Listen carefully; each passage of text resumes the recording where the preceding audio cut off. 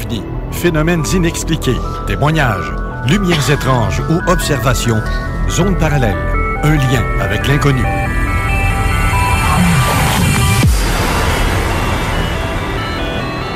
Visitez notre site web à l'adresse www.zoneparallèle.com.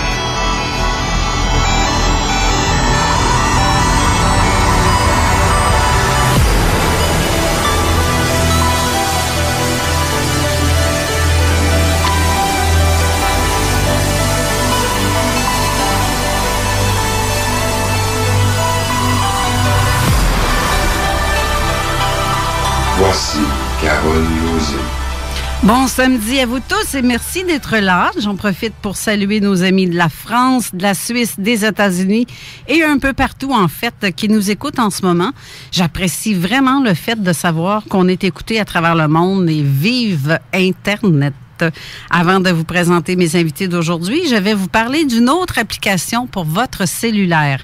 Je vous ai parlé de l'ISS Détecteur qui nous prévient du passage de la station spatiale et celle de la carte du ciel interactive pour ce qui est des planètes et des étoiles. Cette fois-ci, je vous présente celle qui se nomme Orbit, O-R-B-I-T.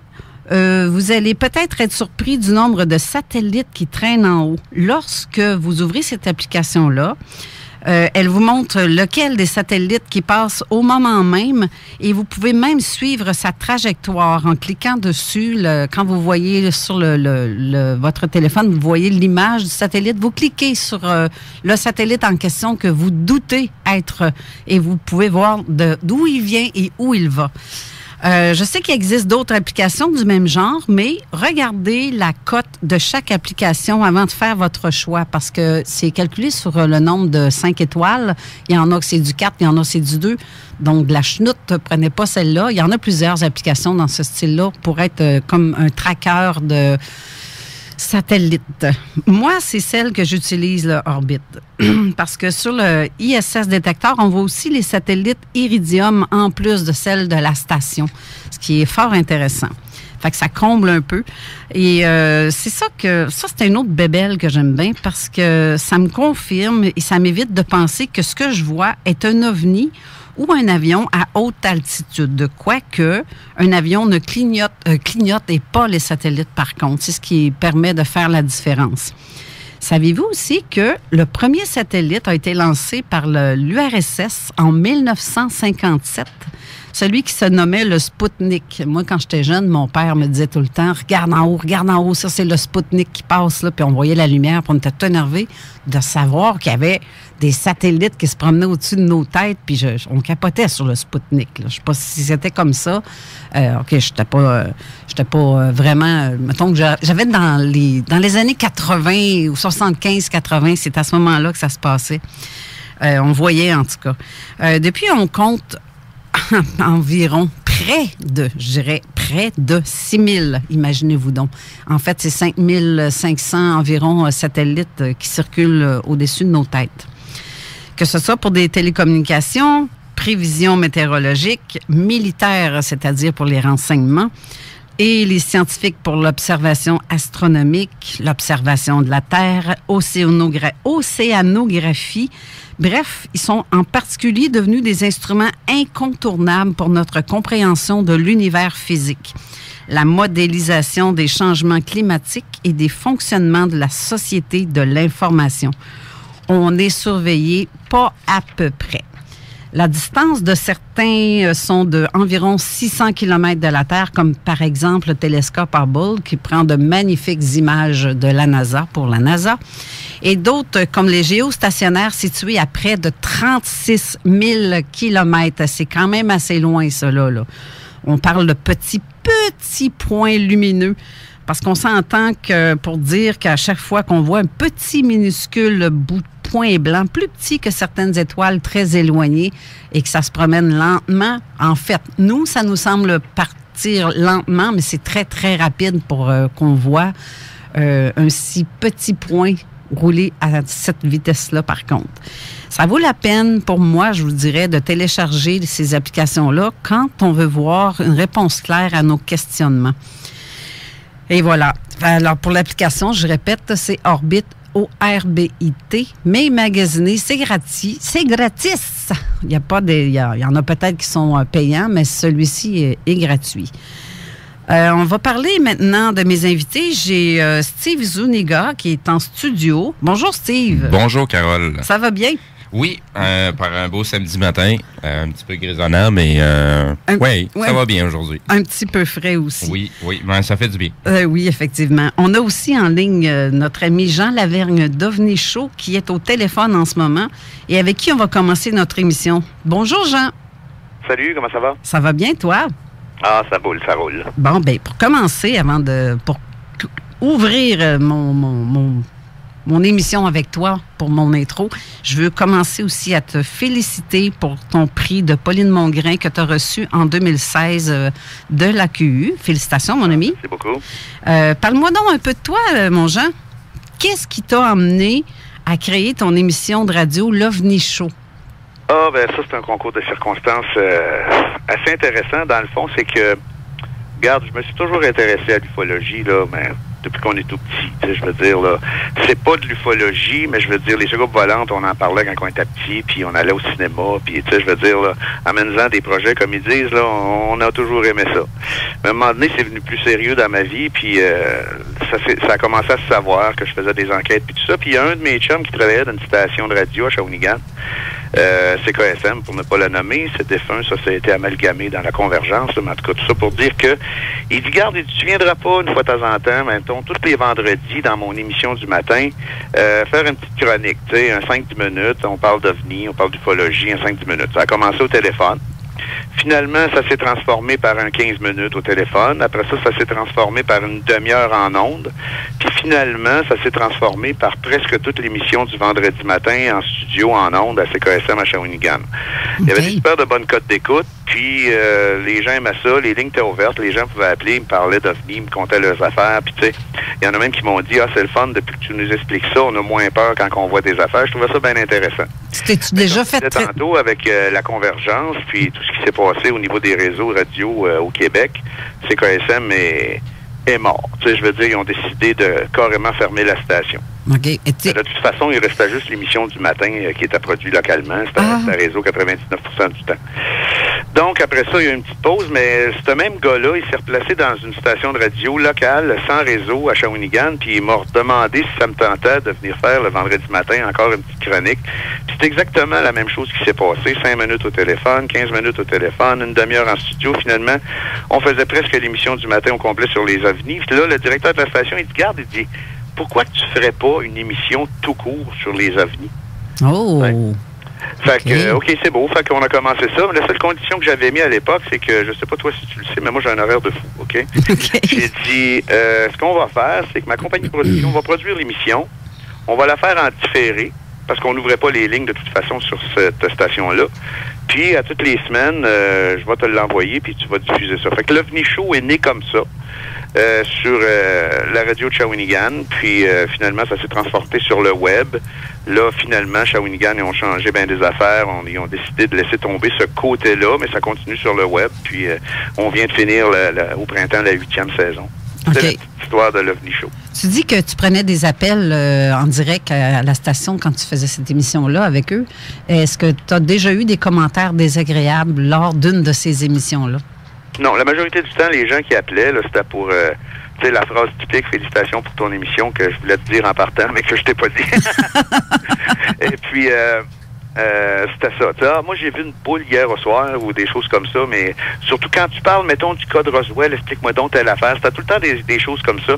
C'était pas, il n'y en a pas un qui a appelé pour dire, ah, les OVNI, c'est de la chenoute. Je n'ai pas eu, j'ai été chanceux, puis on avait quand même au-dessus de 65 000 de cotes d'écoute au local, fait que c'est quand même bon, là, de ne pas avoir pogné un imbécile parmi ce monde-là. Bien, justement, ça serait ma peur, justement, de prendre c'est ma crainte de ne pas prendre des lignes ouvertes. Ça va arriver. Je sais que ça va arriver. Mettons qu'il y en a un qui appelle puis qui te dit une niaiserie, tu raccroches, puis c'est tout, tu passes un autre appel. Regarde, c'est pas si pire que ça. De toute façon, les gens qui t'écoutent, c'est sûr que si tu parlais de baseball, ce serait peut-être d'autres choses, mais vu que tu parles d'un sujet qui est quand même assez hétéroclite, c'est-à-dire les ovnis, le paranormal, les fantômes, ces choses-là, ça se peut que tu ramasses une bébite à un moment donné, mais je veux dire, les gens qui t'écoutent vont comprendre ça, que regarde, on passe un autre appel, c'est pas si grave que ça, là, tu sais. Oui, il y a ça. Je voudrais rajouter juste une chose, ce que tu as dit au début de l'émission pour les logiciels, pour checker le ciel. Là. Il y en a un autre, mais lui, il est seulement dans les ordinateurs, par exemple. Ça s'appelle Live Flight Tracker. Oui. Ça, tu es capable de voir à la grandeur de la planète tout ce qui vole en ce moment en direct. OK. Ben oui, c'est un peu la même. Sauf que je pense que l'orbite comprend pas tous les satellites, mais en a quand même une bonne batch, là. OK, mais moi, ce que je te dis, ça comprend pas les satellites du tout, c'est juste les avions. Puis, il m'a dit de quoi, il y a toujours au moins 40-50 000 avions qui volent. Mais, mettons un exemple, toi, tu es à Québec, à Lévis. Je pense présentement, tu zoomes sur Lévis, tu vas savoir exactement combien il y a d'avions qui volent au-dessus de chez vous. Oui, puis, si tu cliques dessus, tu es capable de savoir c'est quoi. Oui, en principe, là, s'il y a un ovni, lui, au lieu d'avoir un petit avion jaune dans le logiciel, il va avoir un point d'interrogation. Là. OK. Oui, bien, ça en a une autre application, ça, que je vais parler ultérieurement pour les avions, parce que j'en ai une autre sur mon cellulaire aussi que, mettons, la semaine prochaine, je vais peut-être glisser un mot de ça ou dans 2 semaines. Okay. J'en parle un peu de temps en temps. De chacune de... Parce que moi, celle-là, le Live Flight Tracker, là, je l'aime bien. Oui, Live, il va falloir qu'on note ça. Si tu peux mettre le lien... Je suis déjà en train de regarder, Jean, justement, l'information que tu nous donnes. C'est ça, j'essaie de trouver un peu les vols et... À ce que je vois rapidement, là, on peut vraiment choisir par aéroport et faire le suivi des avions. On peut sélectionner aussi par pays. Sur avion jaune, puis parce que tes vols se déplacer en temps réel aussi. Okay. Si tu cliques sur le petit avion jaune, tu vas savoir quelle sorte d'avion que c'est. Okay. Comment est-ce qu'elle est immatriculée, puis comment est-ce que tu vas savoir aussi d'où qu'elle vient, où est-ce qu'elle s'en va, où est-ce qu'elle est rendue dans son trajet, parce que du point de départ à aller où est-ce que l'avion est rendu, il va y avoir une ligne qui va se créer. Fait que, mettons que tu es en plein milieu d'observation de phénomènes étranges, tu regardes ça, puis tu dis finalement, ben regarde ce qu'on voit là, ça doit être cet avion-là, parce que c'est exactement là qu'elle est. Okay. Exactement. C'est la même chose que, tant que tu le dis, d'abord, il y a le air trafic qu'on peut mettre sur notre cellulaire. C'est la même chose. On sait, avec le GPS, on sait où qu'on est. Donc, il nous montre celle qui nous passe au-dessus de notre tête au moment présent.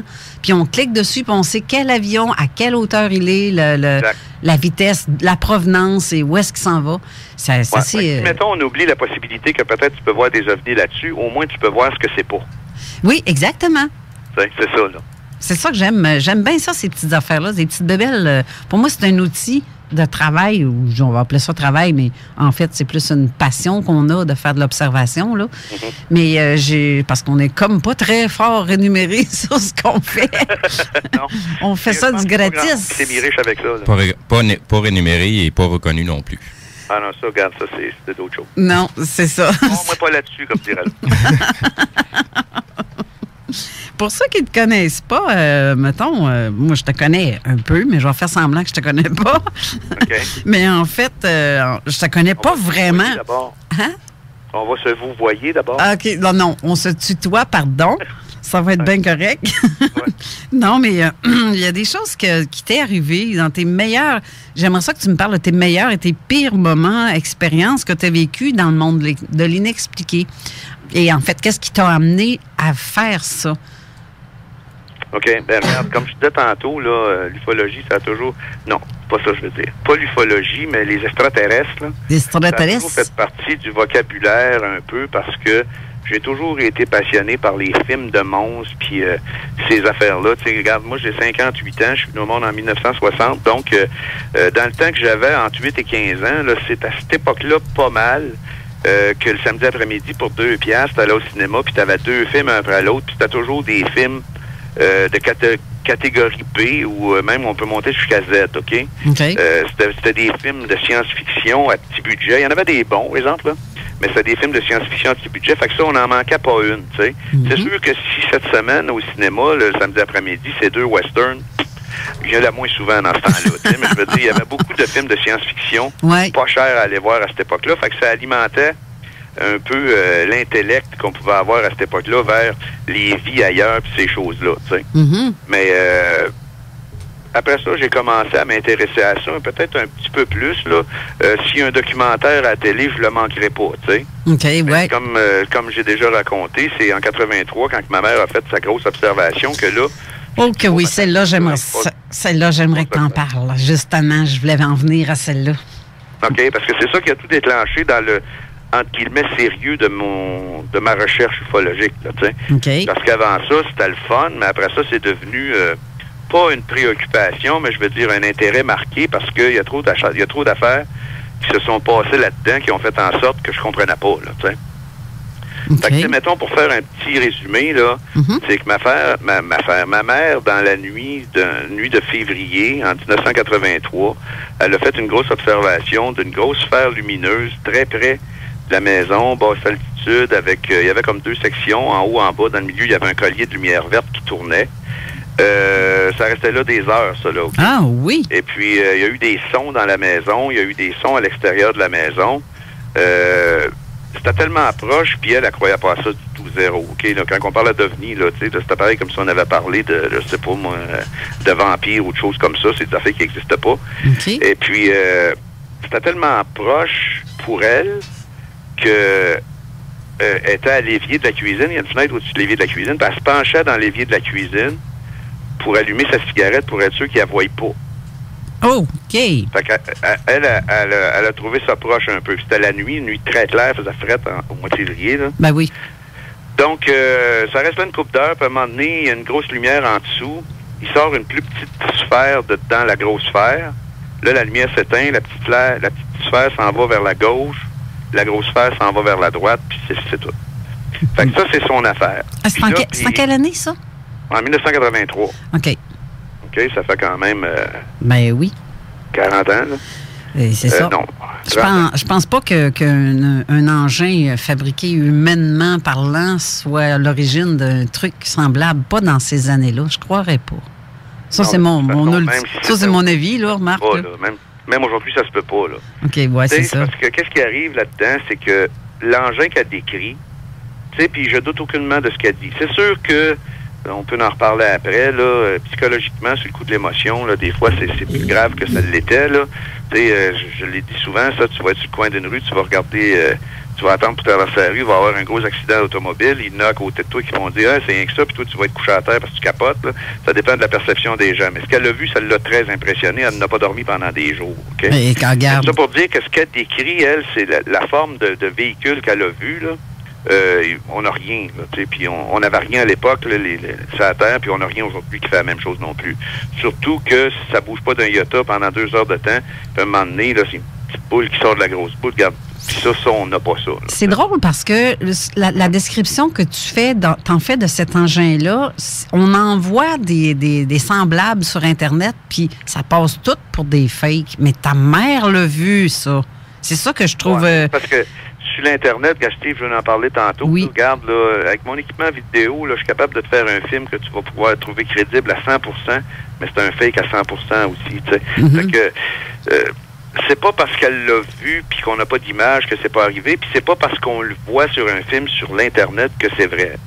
C'est le témoignage qui fait la différence. Ben, c'est d'avoir quelqu'un qui l'a vraiment observé à un moment bien précis, à un endroit bien précis. C'est pas juste ça non plus, c'est que quand tu vas te ramasser face à face avec le témoin, puis tu vas y poser des questions, là, c'est sa face qui va te dire si c'est vrai ou non. Oui. C'est pas ce qu'elle dit. Oui, ben... Parce que tu vas prendre une personne, moi j'ai déjà fait une enquête à grand-mère sur un gros cas, je pourrais te le compter tantôt, et puis le degré d'instruction des gens n'est pas le même pour tout le monde, hein? Non, c'est une madame d'à peu près une 60aine d'années qui avait eu de quoi d'intéressant dans sa cour, puis à un moment donné, elle dit, j'ai eu peur, je voulais pas m'approcher, ben des fois ça peut être radioactif, ça. Elle dit, non, j'entendais pas de musique. Tu sais, fait que c'est sûr et certain que radioactif, dans sa tête, ça voulait dire la radio. Oui. La musique. Mais elle n'avait pas tort d'un certain sens. Il y avait de la radioactivité, sa radio était allumée. Oui, elle aurait entendu normalement de l'interférence. S'il y avait quelque chose de radioactif alentour. Là-dedans, c'est qu'elle a pris radioactivité pour le mot radio, point. Oui. Mais sa face ne mentait pas, par exemple. Non, exact. C'est pas parce qu'elle a une 3e année puis que... Ah non, pas partout. Que c'est un imbécile. C'est ce qu'elle a d'instruction. C'est vraiment le véhicule d'émotion de la personne qui véhicule ça au moment qu'elle témoigne. On peut pas mentir ça, on peut pas le faker. Là. C'est là. Tu fais en clair ou non. Exact. J'en ai fait des enquêtes où je suis sorti de là, j'ai déchiré mon papier. OK. Ouais. C'est évident que ça, c'est une pogne ou ben non. Il a vu un fly-by, puis dans sa tête, il s'est rendu rencontre du 3e type, là, regarde. Oui, exactement. Ben ça, c'est vrai. Ça, c'est vrai ce que tu dis là. J'ai un homme, moi, que j'avais été voir avec Raymond Blais. On avait été sur une enquête dans le secteur de Trois-Rivières. dans ton secteur, en fait, où ce que tu étais. Mais le monsieur, il a fait agrandir une photo sur son mur. Puis assuré que c'est des ovnis qu'il voit partout, là, en plein jour. Et quand que j'ai regardé la photo, j'ai regardé puis je dis, hey, c'est des taches d'acide sur l'impression de la photo. C'est tout simplement ça, là. Ça a juste mal été... Je pense que cette personne-là, je la connais. Puis quand je suis rentré dans la maison de cette personne-là, il avait sorti tous ces films de Star Trek. Il y avait une espèce de job terrestre de la Lune. Puis il nous a joué de la musique ésotérique en même temps. Puis il nous a montré ces photos-là. Là. OK, d'après moi, on parle de la même personne. Moi, ça serait possible, ça. Oui, c'est ça. Puis quand j'ai demandé si ça faisait longtemps qu'il avait vu ça, il dit non, ça doit faire à peu près 15 ans. Fait que, tu sais, regarde. C'est pas long, 15 ans, mais c'est quand même pas hier. Bien, c'est ça, justement. Lui, il disait qu'il y avait d'autres enquêteurs qui avaient été le voir, mais que personne ne rendait public son histoire. C'est parce que... Non, il n'y avait rien à montrer. Bien, justement. T'sais, moi, j'ai déjà eu une personne qui m'a appelé 3-4 soirs de fil, puis c'est Jean qui m'avait refilé ça parce qu'il avait appelé le CPI à l'époque, là, Jean Cazot, puis... ce gars-là, il voyait un ovni à tous les soirs. C'était dans le mois de septembre. Puis là, il était rendu qu'il voyait des hublots. Puis il voyait passer des ombres dedans. Puis là, à un moment donné, il m'a appelé. Il dit, c'est là, check ça. Fait que, avec la triangulation, puis tout ce que tu voudras, là, c'était la planète Vénus qu'il voyait avec des jumelles graffinées et gratinées. Puis tout ce qu'il voyait, c'était lui qui l'hallucinait, là. OK. C'est-tu le pire? C'est qu'à un moment donné, il se garde. Il m'a montré une photo d'une trace de pas dans la neige d'à peu près 18 pouces de long. Il dit, c'est parce qu'il me dit, garde, il n'y a pas un soulier de cette grandeur-là. Il n'y a pas un pied. Donc, il y a des géants qui viennent sur mon terrain. C'est parce que c'est en plein hiver. On s'entend que quand on marche dans la neige et que s'il vient qu'avoir un redout, ben la neige fond. Et la trace de pas s'agrandit. Tu as l'impression d'avoir des monstres, des géants qui passent. Il est sûr et certain, lui, que ça s'est fait durant la nuit, là. Là, j'ai fait, non, un petit peu, ça marche pas, là. Mais il faut rester poli, hein, avec ce monde-là aussi, parce que... Regarde, moi, j'ai pas de préjugés envers personne. Non, c'est ça. Je veux dire, s'il veut y croire, il a le droit. Oui. Mais je veux dire, moi, si je veux pas y croire, j'ai le droit aussi, tu sais. C'est ça. Je sais pas si tu l'as déjà dit, mais je veux dire, pour être un bon enquêteur, dans le fond, il faut être un sceptique. Ben oui, mais il y a aussi... faut avoir de préjugés. Il y a aussi que quand tu expliques à la personne ce que tu as vu, c'est pas ça, et qui tient mordicus à oui, c'est ça, puis tu t'ostines même pas. Moi, je me revire de bord. Je fais comme, OK, moi, je te dis, c'est ça, t'en fais ce que t'en veux, mais avec l'expertise que j'ai, je suis capable de te répondre à ce que c'est, puis si tu y crois pas, ben tant pis, là. Mais ils sont vraiment boqués dans leurs idées, qu'est-ce qu'ils ont vu. Il y a le droit. Ben oui. Tu sais, il y a le droit. C'est juste que toi, personnellement, après, tu fais ce que tu veux avec. Tu sais, je veux dire, si c'est... Il y a bien des affaires qui rentrent en ligne de compte quand tu fais une enquête comme ça. C'est que, première des choses, moi, ce que je fais, c'est que je dialogue avec le témoin de la pluie du beau temps. Mm-hmm. Tu sais, s'il n'est pas capable de savoir qu'un avion, ça existe, puis que ça fait des traces, là, puis qu'il y a des lumières qui flashent, tu changes ton modèle de question pour la suite, là. Oui. C'est ça. Tu comprends-tu? Fait que si tu es obligé de lui faire comprendre qu'une hauteur en degrés, ça existe, même si le gars il a vu de quoi d'intéressant, ben tu vas passer 4 heures avec au lieu de passer 15 minutes, puis tu vas essayer de lui faire comprendre ou de comprendre toi ce qu'il veut dire quand il dit c'est là. Ouais. Parce que il faut que tu lui donnes la chance de s'expliquer. Mm-hmm. Il faut que tu lui donnes la chance de le comprendre aussi. Parce que des fois, il y a des gens ils n'ont pas beaucoup. Regarde, tu vas avoir des gens qui vont avoir des baccalauréats en physique. Ben, pas en physique, là, mais je veux dire en mathématiques ou en communication, n'importe quoi. Les profs de sciences. Estimer la hauteur en degrés d'un objet dans le ciel, ils sont pas capables parce qu'ils ne comprennent pas. C'est ça. Tu sais? Puis je pense que c'est ça l'affaire la plus dure à se faire dire parce que tous les gens qui regardent à peu près à 45 degrés dans les airs, eux autres, ils disent que c'est au-dessus de leur tête. Oui, c'est vrai. Comprends-tu? Parce qu'au-dessus de ta tête, t'as le cou cassé en tabarouette, là. Ben oui, c'est vrai. T'sais? À moins d'être couché sur le dos. Puis à côté d'eux autres, ou tu te mets debout à côté d'eux autres, quand tu regardes carré devant toi, c'est 0, puis au-dessus de ta tête, c'est 90. Donc, dans le milieu, c'est pas mal 45. Mais pour eux autres, c'est au-dessus de leur tête. Oui. Fait que faut que tu décortiques ça, puis s'il y en a qui comprennent pas, faut que tu les expliques, ça devient... Tu sais, c'est quasiment un cours, des fois tu donnes quasiment un cours, quasiment de mathématiques quand tu fais une enquête avec des gens. Il y en a d'autres, par contre, ça va être facile, numéro 1, tu sais, je veux dire, ils comprennent plein d'affaires, puis ça dépend comment ça les a marqués aussi. Tu sais, la dame, je te disais tantôt, qui disait qu'elle avait rien entendu parce qu'il n'y avait pas de radio là-dedans, là. Elle comprenait rien côté scientifique de son observation. Là, c'est plus long dans ce temps-là. Mais elle, c'était quand même un gros cas parce que son chien avait fait des mouches. Il y avait des traces brûlées dans un arbre, puis il y avait une trace d'atterrissage dans sa cour. C'était quand même un beau cas, une belle enquête. Mais il n'y avait pas grand-chose à sortir de la dame parce que, premièrement, elle a eu peur. Quand elle a tout vu ça, ben, elle est allée se cacher la tête en dessous de ses couvertes dans son lit. C'était la nuit. Fait que tout ce qui s'est passé avant qu'elle le voie et puis après qu'elle est allée se coucher, on l'a tout perdu. Mais par contre, sur le terrain, on a fait des trouvailles intéressantes parce que où ce qu'elle disait que l'engin s'était tenu dans l'arbre pour un bon 5-6 minutes avant qu'elle pogne peur, c'est quand l'autre s'est sorti dedans puis qui est allé... il y a une boule qui est sortie dedans puis est allée s'écraser à terre, mais ça n'a pas fait de trace à terre. Okay. C'est comme si c'était de la vapeur ou je sais pas trop quoi, mais en forme de boule. Ben, où ce que la boule était dans le ciel, à côté de l'arbre...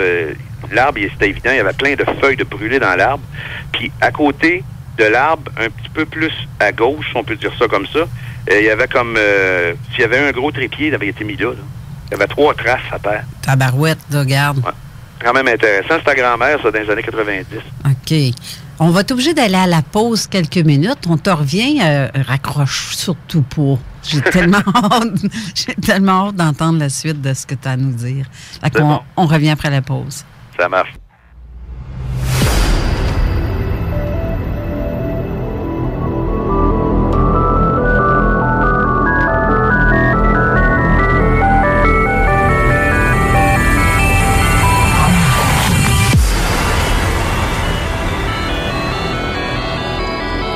J'en ai passé une petite vite là. Il y a une toune que je jouais pendant juste à la place de la pause. C'est mon erreur. Je ne l'avais pas vue pantoute dans ma mise en onde.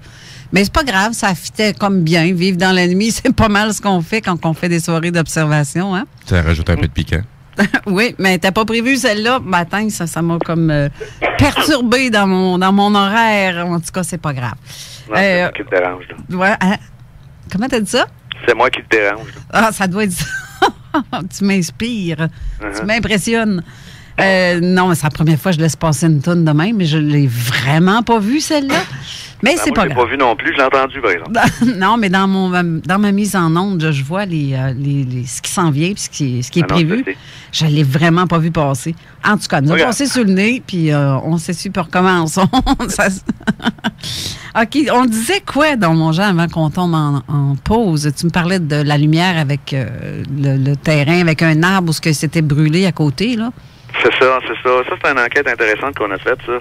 Mais je veux dire, ça s'est comme éteint là parce que, comment je pourrais bien dire ça? On a pris des mesures, on a fait plein de choses, mais il n'y avait pas assez de matériel au sol pour vraiment faire, analyser des choses, ces choses-là. On voyait bien, mais il n'y avait rien. T'sais. Comprends-tu? Il n'y avait pas de... Mais quand tu es arrivé là, tu as vu les arbres, l'arbre et... Oui, les arbres brûlés, oui. L'arbre brûlé, on a vu ça. Ouais. Mais tu sais, c'était pas... Moi, je pourrais bien te dire. L'arbre n'avait pas pris en feu, là, les feuilles étaient noircies. OK. Mais juste d'un côté. Du côté où elle a dit qu'elle avait vu ça se faire. OK. C'est quand même intéressant, mais je veux dire, c'est une enquête parmi tant d'autres. Tu sais, je veux dire...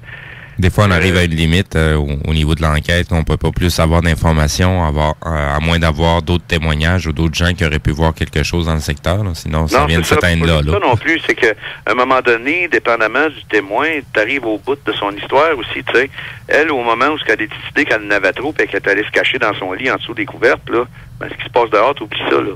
Ben, elle ne sait plus, là, tu sais. Non, effectivement. Puis ça coûte des frais. Vous n'avez pas fait analyser rien, là, vous. Là. Non. Parce que ça aussi, c'est quelque chose que les gens ne savent pas.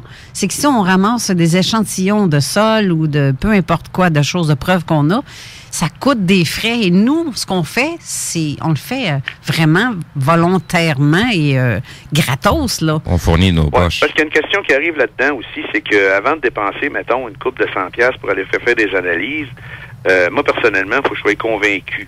Mm-hmm. Dans le sens que ce qu'il y avait à terre, c'était logique avec ce qu'elle avait dit, qu'elle avait vu.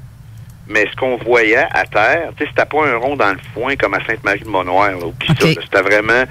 On l'a trouvé parce qu'on l'a cherché. Là. OK. Tu sais, c'est peut-être... ça peut être n'importe quoi. Il y a peut-être eu un arpenteur géomètre la veille dans sa cour, puis elle l'a pas vu, là, tu sais. Mais est-ce que, justement, comme Sainte-Marie-de-Mont-Noir, ça l'a atterri, tandis qu'elle, c'était juste en suspens, en fait? Ouais, mais tu sais, ça l'a atterri. Sainte-Marie-de-Mont-Noir, on présume que ça l'a atterri. C'est peut-être resté juste au-dessus, puis ça dégageait, là, tu sais. Mais elle, là, c'est qu'est-ce qui s'est passé? C'est que la sphère qui était tout en dessous avec des diamants à côté de l'arbre, à un moment donné, elle dit qu'il y en a un qui s'est détaché, ça s'est en allé dans le sol, puis ça n'a rien fait. Ça a fait comme une pouffe de vapeur, OK? Mais où est-ce que elle disait que la sphère était, c'est pas en dessous de ça qu'on a trouvé de quoi. Où est-ce qu'il y avait de quoi à terre, c'était pas là. Il n'y avait rien à terre, là. OK. C'était un petit peu à côté de ça. Mais c'est comme je te dis, mettons, tu prends un arpenteur géomètre avec son trépied puis son théodolite, peut-être qu'il est allé gosser là dans la semaine, lui, puis elle l'a pas vu, puis ça a laissé... J'étais pas assez certain que c'était relié pour me mettre à prendre une coupe de pelleté puis faire analyser ça, là. Comprends-tu? OK, oui. Parce que, tu sais quoi, toi, Steve, un trépied de théodolite? Oui. Au garpin, là. C'est quand même assez imposant là, comme trépied, puis c'est lourd pesant, aussi. Comme... ça laisse des traces dans le gazon. Là. Exact. T'sais?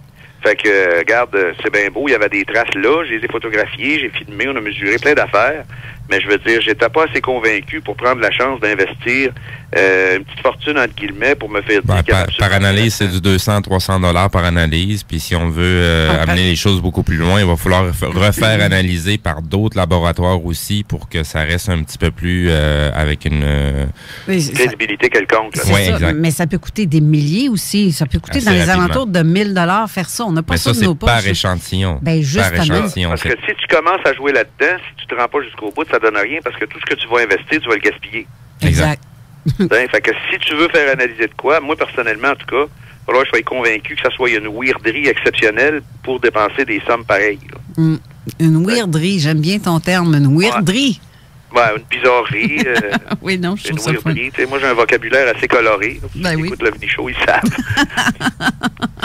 Ben, t'es naturel, c'est ça qui est le fun. Ben, j'aime ça écouter ton émission, justement. Ça, c'est disponible. La fréquence de tes émissions, est-ce que t'es à toutes les semaines? Non, c'est aux 2 semaines maintenant. Ah, t'es rendu aux 2 semaines? Oui, ça fait 4 saisons, je pense. Et là, ta prochaine émission, parce que là, t'es en pause pour la fête. En pause pour l'été, ça va aller au mois de septembre. Là. OK.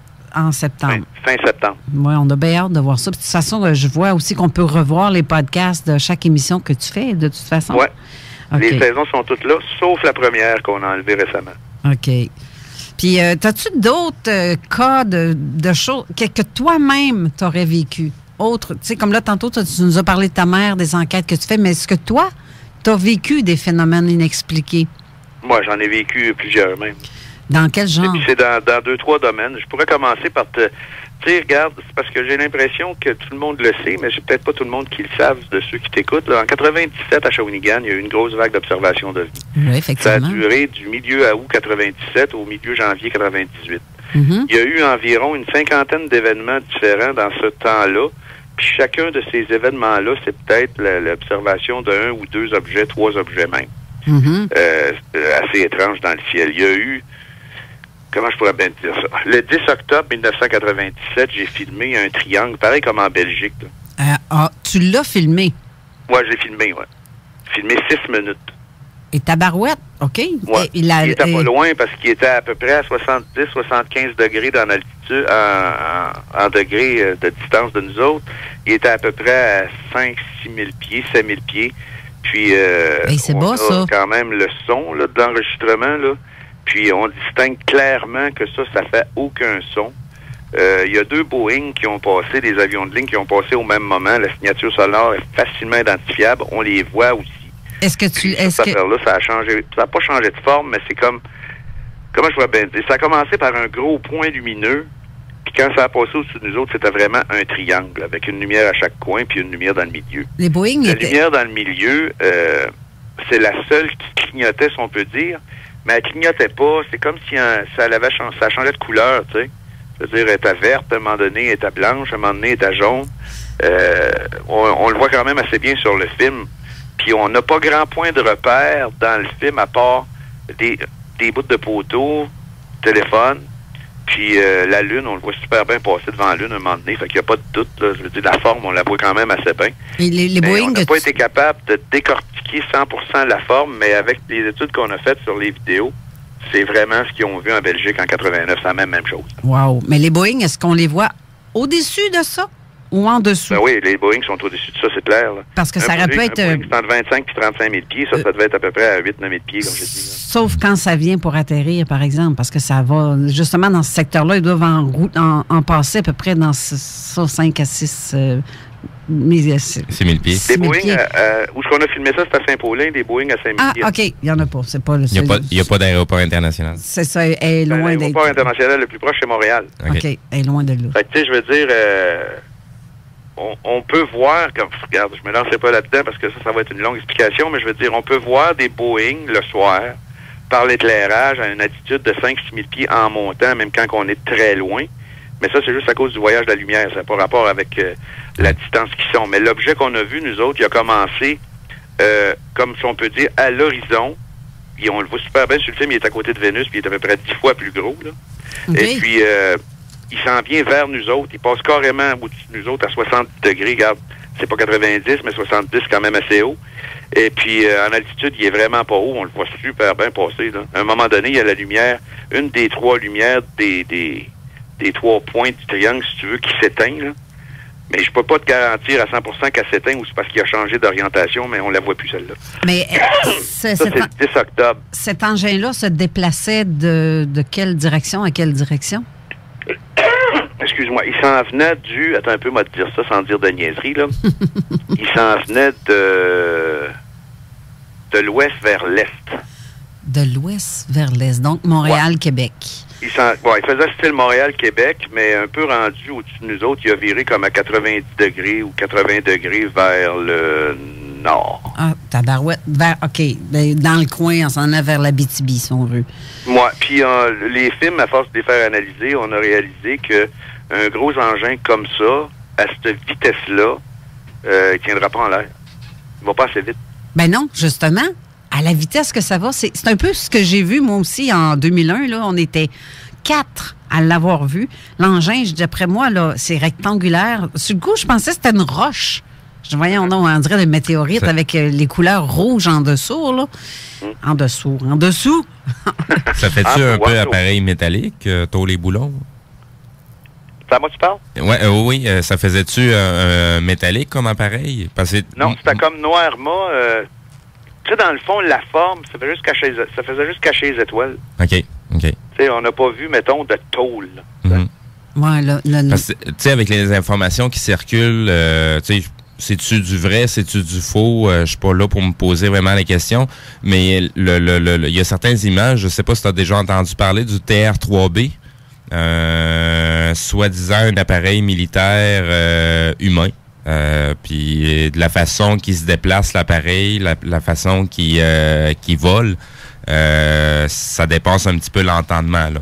Ouais, mais tu l'entends. Oui, il y a quand même un effet sonore. Il y en a eu. On n'a rien entendu. OK. Quand tu dis on l'entend, le terre. Check bien ça. T'es debout en pleine campagne, en plein milieu d'un rang. Il n'y a absolument rien là, alentour de toi à part des champs de cultivateurs. Oui. Il y a une maison pas trop loin, mais tu sais, pas trop loin, style 1 kilomètre. Tu le vois pendant 6 minutes, il te passe à peu près entre 7 et 8 000 pieds au-dessus de la tête à 70 degrés pendant 6 minutes de temps, puis il n'y a rien, il y a zéro son, zéro. Mais vous dites, tu l'entends, un TR-3B, moi, j'ai jamais entendu le son de ça. Moi non plus, mais n'importe quel moteur à combustion, tu l'entends très bien. Un TR-3B. Là, l'orgie de drones qui envahit le monde présentement, là, ça en fait gros, là, des observations d'OVNI.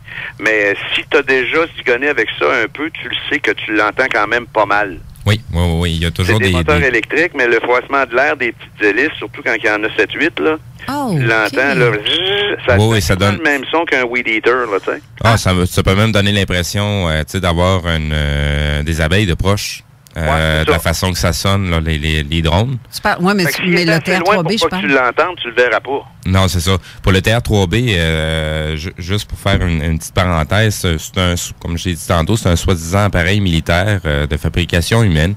Il est utilisé un peu comme véhicule espion. Donc, il n'est pas détectable, mais tu sais, Ça en reste, mettons, encore un petit peu dans les oui-dire, mais il y a trop d'informations qui circulent pour que ça n'en soit juste des oui-dire puis qu'il n'y ait pas un fond de vérité à travers tout ça. Mais ça a un son. Quelle sorte de son, ça, un TR3B? Est-ce que c'est la même chose qu'un oui-diteur, tu parles, là? On pourrait pas le dire. Il n'y a pas d'informations claires encore qui circulent là-dessus. Quelconque là-dedans, là, oui. On l'entend. Oui, ça c'est sûr. Parce qu'il n'y a pas aucun moteur à combustion qui fait pas de bruit. Non, exact. Puis moi t'en dire un autre encore bien pire, c'est que, t'as-tu déjà entendu passer près de toi un planeur? Oui. Ben, tu l'entends en tabarouette, le planeur. Ben oui, au cas oui. C'est gossant en plus. Puis il n'y en a même pas de moteur. Non, c'est ça, il fait juste flotter sur le vent, puis c'est de la façon. C'est ça, c'est juste le déplacement de l'air qui déplace que tu entends, mais c'est quasiment le même son qu'un jet, si tu veux, moins fort, là, mais c'est le même effet, là. Tu entends vraiment glisser le planeur dans l'air, tu l'entends très, très bien, puis il n'y en a même pas de moteur. Non, c'est ça. T'sais. Fait que nous autres, ce qu'on a vu, ça a passé trop lentement pour être un avion, parce que les manœuvres que ça faisait, si ça avait été un avion, il aurait tombé. Puis ça dure 6 minutes de temps. Force-toi tant que tu voudras, là, mettons, là, un avion que tu vas voir à cette grosseur-là, elle passera pas pendant 6 minutes. Là. Non. C'est trop long. Oui, c'est fait. C'est parce que si elle passe pendant 6 minutes, elle est bien plus haute que ça, là. Et puis si elle passe à cette vitesse-là, ben elle vole pas. Est-ce que tu as rendu public, toi, cette vidéo-là de ton triangle? Ben oui, puis non, là, il y a plein de gens qui l'ont, plein de gens qui l'ont vu, là. OK, mais tu n'as pas mis ça sur aucune page, ça n'a pas été... Non, ça donne rien de mettre ça sur YouTube, tout le monde va dire que c'est un fake. T'sais. Ah ben ça, c'est sûr. Mais venant de toi, j'ai même pas de doute. Je suis certaine que c'est même pas un fake, parce que je sais, OK, oui, t'es dans t'es équipé de caméras, en plus, parce que tu fais ça aussi, la production. Ben, c'est ça, moi j'ai un studio de production dans la vie. C'est ça, mais je le sais que malgré ça, je le sais que tu serais pas genre à faire des fakes, parce que pour parler de la façon dont tu parles et à la façon que tu apportes le phénomène, le phénomène ovni et tout ce qui est paranormal, je le sais que tu peux pas faire quelque chose d'aussi cave pour démolir ta réputation, en fait. Non, c'est ça. Puis c'est parce qu'en plus de ça, étant moi-même personnellement intéressé par le phénomène, puis enquêteur, entre guillemets, ça me donnerait à quoi de faire ça? Justement. Ça donne absolument rien, autre que de faire comme mon gars l'autre. S'il a fait un fake une fois, oublie ça. Il est au zéro avec une barre crédible pour le reste. Puis, mais ça, cette affaire-là, le triangle, c'est le plus gros événement, si on veut, là, de toute la vague qu'il y a eu en 1997 dans la région de Shawinigan. Il y a eu plein d'autres choses. Ce triangle-là, on l'a revu une autre fois, mais pas de la même façon. T'sais, on a vu comme on pourrait dire un fly-by de triangle. On savait que c'était ça parce qu'on a reconnu la shape, si tu veux, là. Okay. Mais ça n'a pas été long, lui, puis il était plus loin. Mais il s'est passé plusieurs choses différentes, là, des grosses boules lumineuses, là, 1, 2, 3 en même temps. Ça reste sur le tu sais, mettons, il y en apparaît une d'un coup sec, là, en avant de toi, assez loin, pas tellement haute en degrés, puis ça reste là pendant 10-12 minutes de temps, ça bouge pas. Là, il y en apparaît un autre, ça s'en va rejoindre la première, puis là, finalement, ça disparaît. Des choses comme ça, il y en a eu à tous les soirs, quasiment pendant 6 mois de temps. Là. C'est l'enfer total. Ça s'était jamais produit avant, puis ça s'est jamais reproduit après. C'est vraiment passé de quoi dans la région de Shawinigan, ces 6 mois-là? Regarde, je peux pas t'affirmer que c'était extraterrestre, mais tout ce que je peux te dire, c'est que c'était vraiment des ovnis parce qu'on a trouvé tout ce que c'était pas. OK. Bien, justement. Un ovni, en fait, c'est un objet qu'on n'est pas capable d'identifier. Là. Fait que ouais. Selon ton opinion, qu'est-ce qui attirait ce phénomène-là dans le secteur? Qu'est-ce qu'il y a de trayant? Je ne sais pas, parce qu'on a fait beaucoup de recherches, mettons, au niveau de la géologie et ces affaires-là dans le coin. Parce que moi, c'est un aspect qu'il n'y a pas grand monde qui regarde. Tu sais, si tu me dis que ça fait 50 ans qu'à tous les 3 mois, il y a un gros ovni parqué au-dessus de tel champ, ben, il me semble que ça serait important de savoir qu'est-ce qui peut se cacher dans ce champ-là. À part des patates. Tu sais, peut-être que, je sais pas, moi, au-dessus de ce champ-là, il y a un champ magnétique X, il y a du minerai radioactif à 40 pieds de profond. Tu sais, je veux dire, mais ça, on a fait ça dans notre coin, puis on n'a rien trouvé de spécial. Là. Tu sais, je veux dire, il y a vraiment rien d'anormal, il n'y a pas de base militaire, il n'y a rien qui pouvait attirer ces phénomènes-là, pendant cette durée de temps-là. Mais qu'est-ce qui nous raccroche un peu au fait que c'était vraiment anormal, c'est que de l'activité militaire à Shawinigan, il n'y en a pas vraiment. Il y a un manège militaire où il y a le QM, le Quartermaster, où que si tu veux changer tes bottes, c'est là que tu vas pour la région, là. Okay. Mais je veux dire, il n'y a pas de base en tant que telle. C'est le comment est-ce qu'on pourrait bien dire ça? Donc, c'est le domicile du régiment de canonnerie de réserve, là, mais je veux dire, il n'y a rien, là. Il n'y a pas d'activité militaire. Comment? Il n'y a pas vraiment d'activité militaire là, qui aurait pu... Non, tu sais, ils font une coupe de bingo par année, puis ça fait de même, puis ils vont s'entraîner à Québec quand ils veulent s'entraîner, tu sais. Fait que, il se passe absolument rien là. C'est comme dire, c'est le club des Chevaliers de Colomb. Comment? C'est comme dire, c'est le club des Chevaliers de Colomb. Ben, c'est pas ça, mais tu sais, je veux dire qu'il n'y a rien de spécial à ce manège militaire-là. Tu sais, il y a une coupe de camions, il y a un ou deux canons qui ne servent jamais là, puis il y a des cadets, il y a plein d'affaires, mais c'est quand même une grosse bâtisse, là, mais je veux dire, c'est pas une base militaire en tant que telle. Mais ce qu'il faut faire remarquer, c'est pour ça que je parlais de ça, c'est que Shawinigan, c'est pas une place militaire avec de l'activité militaire, mais du mois d'août 97 au mois de janvier 98, il y a eu des F-18, il y a eu des hélicoptères, il y a eu plein d'affaires qui étaient régulièrement là les soirs qu'on faisait de l'observation puis qu'on observait quelque chose de bizarre. Donc, on n'est pas tout seul à l'avoir vu, là. OK. L'armée l'a vu aussi. Des centrales électriques dans le secteur. Je sais que, me semble, à Shawinigan, il y a la Cité de l'Énergie qui est dans le secteur. Il y en a partout en Mauricie. Il y en a une à Grand-Mère, il y en a une à Shawinigan, il y en a une à Saint-Étienne, puis il y en a deux à Trois-Rivières. Fait que, tu sais, c'est sûr que ça pourrait être un attrait, mais il n'était pas là. Tu sais, l'entreposage de trucs, là, qu'est-ce qu'il y a dans les poteaux de téléphone, là, les... Transfo. Les transfos, là, ils entreposent pas ça dans un coin, justement, à Shawinigan, qui est un petit peu radioactif? Non. C'est comment ça s'appelle, donc, ce que je dis? On le saurait parce qu'on a tellement cherché. Mais tu sais, je veux dire, il s'est passé des choses tellement bizarres, puis comme je disais tantôt, des weirderies, que même à un moment donné, les policiers étaient dans le brouillard parce qu'il y a eu une grosse explosion qui s'est produite dans le secteur où on voyait des observations. Okay. On faisait des observations où on voyait des phénomènes. Puis 4 jours après, les policiers m'ont appelé chez nous pour me demander qu'est-ce que je pensais que c'était, puis si ça pouvait être un boom sonique, tu sais, fait que il s'est passé de quoi que personne n'a compris, là. OK. C'est parce que monsieur, notre ancien premier ministre Chrétien, il avait comme pas fait entreposer toute la chose de comme je t'ai dit tantôt, avec les poteaux de téléphone, il me semble, sont entreposés dans le secteur de Shawinigan. Ben, il y avait eu un gros feu, si tu te rappelles, je pense, à Saint-Amable, ça se peut-tu? Non, ça, les pneus et pneus? Ouais, mais il y en avait eu un feu de BPC, là. Oui, BPC, c'est ça, je cherchais le mot depuis tantôt. À un moment donné, puis il avait découvert qu'il y avait un entrepôt de Hydro-Québec de PPC à Shawinigan, mais quand il y a eu ces faits-là, là, okay. Ils ont tout enlevé ça de là. Ah, OK, parce que des fois, ça aurait pu... C'était avant 97, ça, là. OK, parce que ça aurait pu attirer quelque chose à quelque part, c'est pour ça que... Mais si tu enlèves les centrales électriques, comme Steve disait tantôt, il n'y a pas grand-chose d'intéressant dans ce coin-là pour eux autres. Puis les observations qu'on a faites, avec la triangulation qu'on a faite, ils sont pas au-dessus des centrales. Comprends-tu? Oui. Ils sont au-dessus de rien. Parce que plus au sud, on a de l'autre côté de la rive, me semble de mémoire, les centrales nucléaires. Gentilly, là, centrale nucléaire Gentilly, mais c'était pas là pantoute, là. Non, c'est ça, c'est très éloigné. Tu sais, mettons, t'es à Shawinigan, là, ben, tu vas regarder au sud-ouest beaucoup pour essayer peut-être de t'enligner vis-à-vis la centrale de Gentilly, qui est de l'autre bord du fleuve de Trois-Rivières. C'est trop loin. Les objets qu'on a observés, ils n'étaient pas à 100 000 de nous autres, là. Ils étaient en dedans de 10 kilomètres, là. OK. Puis je veux dire, si c'était Gentilly qui les intéressait, il n'y avait pas eu un bon tuyau parce qu'il n'était pas au-dessus de pantoute, là. T'as-tu comme aussi capté des trucs style le phénomène de la boule ou des choses comme ça, comme on voit dans le secteur depuis quelques années? Depuis 2013, moi, je le vois, en tout cas. De quoi ça? Dans le phénomène de la boule. C'est une boule qui circule au-dessus du fleuve. Il s'en va aussi vers les terres, là. Tu sais, le phénomène de la boule blanche qui devient jaune, orangé, parfois rouge. Ouais. T'as-tu pogné ça aussi dans le secteur, dans ce temps-là? Nous autres, ce qu'on a vu, c'était tout le temps des boules.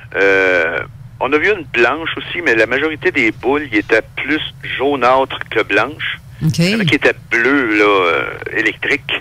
Et puis, la majorité du temps, ça faisait pas grand-chose. Ça l'apparaissait, ça grossissait, ça se déplaçait un petit peu, ça restait immobile longtemps. Puis quand tu regardes le film à vitesse accélérée, après, tu le vois bien que ça bouge pas, là. Ouais. Et puis, ça restait là des 10-12 minutes. Puis là, il en arrivait un autre, qui se rejoignait, puis là, ça disparaissait. Une qui m'a impressionné, il y en a deux qui m'ont impressionné. Celle-là, je ne l'ai pas filmée parce que c'était trop rapide, puis l'autre après, je ne l'ai pas filmée parce que je n'étais pas prêt. Mais la première des deux, excuse, c'est que la boule, elle apparaît, elle se déplace un peu, puis à un moment donné, elle est partie en décrivant un arc de cercle vers la gauche, vers le bas. Je te le dis, là, c'est allé tellement vite que ça l'a fait une ligne jusqu'à terre. Ça s'est en allé à terre, là, d'un coup sec comme ça. On n'a pas entendu d'explosion, on n'a rien vu, mais c'est parti, là. Ça a fait vraiment, si tu prends une lampe de poche, t'éclaires le mur, là. Oui. Ça fait une traînée de à lumière. hauteur, mettons, de ta ceinture, puis tu vires ton poignet carrément d'un coup sec, là, qu'est-ce que ça va faire sur le mur comme ligne jusqu'à terre, là? Ça a fait ça. Aïe, aïe. C'est assez spécial, ça. Puis l'autre qui m'a impressionné, c'est d'arriver au début de novembre 97, ça. On est à 3 à l'époque dans ce petit groupe-là. Là, on s'en va à une place où on faisait régulièrement de l'observation. Il faisait frette. Il faisait pas froid, là. Il faisait frette. OK? Puis il ventait. Fait qu'à un moment donné, on s'est dit, on va aller faire un tour, mais je penserais pas de passer à veiller dehors, là. Ben là, dans un secteur proche de nous autres, assez haut en degrés, est apparue une grosse sphère. OK? Puis chaque bord de la sphère, il y avait comme une petite boule bleue. La sphère, elle était jaunâtre. OK? Oh. Puis là, d'un coup sec, écoute bien ça, là, d'un coup sec, la grosse sphère, elle s'est éteinte. Les deux petites boules bleues sont parties comme des mouches à feu, là, des deux bords. Chacun de son bord. N'importe quoi.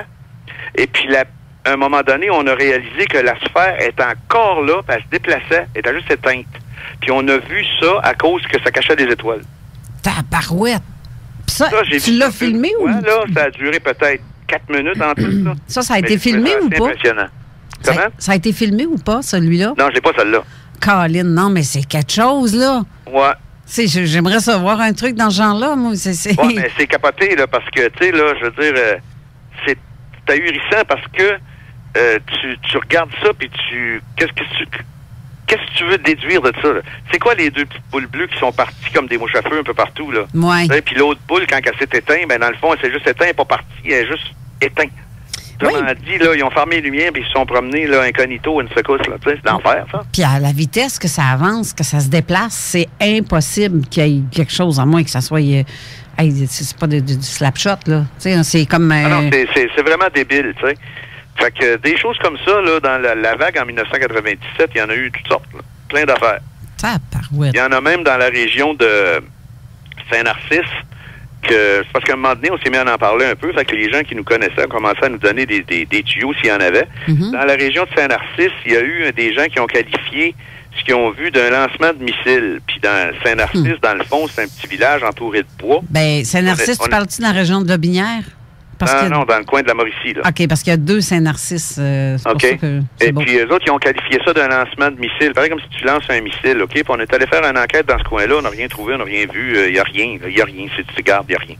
C'est sûr qu'on ne peut pas quand même parcourir 100 000 km² de bois à pied, là, mais il n'y a rien. Puis il y a un autre soir qu'on a vu de quoi d'assez exceptionnel aussi. Il y en avait 2. C'est parce que ça concorde un peu avec ce que je viens de te dire de lancement de missile. C'est que là, tu vois arriver, mettons, une grosse boule jaune, elle s'en vient, mettons, de ta droite, elle s'en va vers la gauche à une vitesse assez normale, mettons. Tu sais, ça avance beaucoup plus vite qu'un avion, là, mais ça s'en vient. Puis là, on a vu partir du sol une boule rouge qui s'en allait carré sur la boule jaune. Puis quand ils sont arrivés comme vis-à-vis, ils ont changé tous les deux de trajectoire en même temps. La boule jaune, elle s'est mise à s'en aller vers le bas. Puis la boule rouge qui montait à peu près à 45 degrés en direction de la boule jaune, elle s'est mise à s'en aller carrément à 90 degrés dans le ciel. On a perdu tous les deux en même temps. Ils sont éteints en même temps, les deux. Et tabarouette. Oui, c'est weird, certain. C'est trop... surtout, c'est avec une vitesse aussi fulgurante, là. Parce qu'en plus de ça, c'est inattendu. Tu sais, je veux dire, c'est quoi ça? Mais ce que je te dis ça, la deuxième que je viens de te dire là, à cause du lancement de missiles de Saint-Narcisse, là, regarde, si eux autres qui ont vu quelque chose du genre, ça pourrait être de quoi qui ressemble à ça, ce qu'on a vu, tu sais. Au fait, Jean, tu faisais quoi dans le secteur pour avoir vu toutes ces choses-là? Ben, je vais t'expliquer comment ça a commencé, OK? Moi, à un moment donné, j'étais bien flayé, là. Tu comprennes ça, là? Pas ça à d'autres, mais ce que je veux dire par là, c'est que je faisais beaucoup de recherches, puis je prenais beaucoup de notes. Okay. Puis, à un moment donné, je me suis rendu compte que des procédures d'observation, entre guillemets, intelligentes, il n'y en avait pas ben qui étaient déjà établies. Okay. Tu sais, aller se parquer sur le coin d'une rue un soir puis checker le ciel pendant 3 heures, donne absolument rien, ça. Fait que qu'est-ce que j'ai fait? C'est que j'ai écrit des procédures, on a appelé ça le projet Mirage, puis, chose surprenante, c'est vrai, à part de ça, ça n'a jamais été fait par personne d'autre. C'est que tu trouves un secteur donné, OK? Mettons, je sais pas, moi, 4 km², exemple, mettons. OK. Puis, tu as des observateurs dans 3 points différents de ce périmètre-là. OK? Mettons, il y en a un aux extrémités de préférence. Okay. Moi, la gang avec laquelle je travaillais à ce moment-là, ça donnait exactement pour faire ça. Fait que là, qu'est-ce que tu fais? C'est qu'il y en a un qui fait de l'observation un soir en regardant dans le centre du secteur, l'autre la même chose, mais pas le même soir en même temps. Mm-hmm. Fait que Pas le même soir. Gars, comment? Pas le même soir en même temps.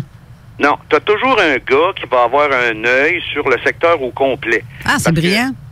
On peut pas observer la planète en entier, donc si tu t'en prends une partie puis que tu l'observes comme faut, tu as des chances de voir de quoi. Mais si tu fais ça, tu t'écœures puis il se passe rien. Non, c'est ça. Qu'est-ce que ça prend? C'est un élément déclencheur. C'est ce qui s'est passé pour nous autres dans le mois d'août. Moi, je disais que je voulais filmer les Perséides avec mes caméras. J'installe ça chez nous. Finalement, pour faire une histoire courte, j'installe 2 caméras sur le même trépied, une avec un grand angle et l'autre avec le zoom au maximum. J'ai dit, s'il passe des étoiles filantes là-dedans, je vais pogner avec une, je vais prendre des étoiles filantes, puis s'il en passe une juste devant l'autre qui est au zoom maximum, je vais en avoir une comme faut, tu sais. Fait que finalement, tout ce que j'ai pogné là-dessus, c'est que j'ai vu un point qui était apparu tout d'un coup dans l'écran, parce que moi, j'avais filé les 2 caméras ensemble sur un seul moniteur, l'image de gauche, l'image de droite, puis j'ai mis une cassette dans le vidéo, puis je tape à ça. OK. Excuse. Fait que là, qu'est-ce qui est arrivé? C'est que j'ai vu ce gros point-là. Fait que là, je suis retourné de l'autre bord, parce que j'avais mon bureau dans la pièce à côté, j'avais installé ça. Mm-hmm. Et puis, je suis retourné de l'autre bord, là, j'ai focusé les 2 caméras sur ça, mais toujours une avec un grand angle, puis l'autre avec le zoom au maximum. J'appelle un de mes chums qui était dans le groupe d'enquêteurs du coin, puis j'ai dit, lui, il connaissait pas mal ça, le ciel. J'ai dit, qu'est-ce qu'il y a, cette date-là, ce site dans le ciel? Ben, il n'y a rien. Fait que j'ai dit, on va-tu voir c'est quoi pour le fun, tu sais? Fait que il s'en vient, on s'en va en char, puis on s'en va dans le coin de Saint-Paulin encore, Saint-Étienne, Saint-Paulin. Puis là, finalement, on n'a rien vu, parce que dans ce coin-là, c'est plein de rangs, puis il y a des tunnels d'arbres, puis tout, mais j'avais laissé marcher le kit, moi, au bureau. Fait qu'on revient à la maison, puis on dit, on regarde, on va écouter la cassette. Ben, sans m'en rendre compte, j'ai filmé 2 objets différents en même temps. Oh, tabarouette. Parce qu'on les voit, c'est juste des points, là.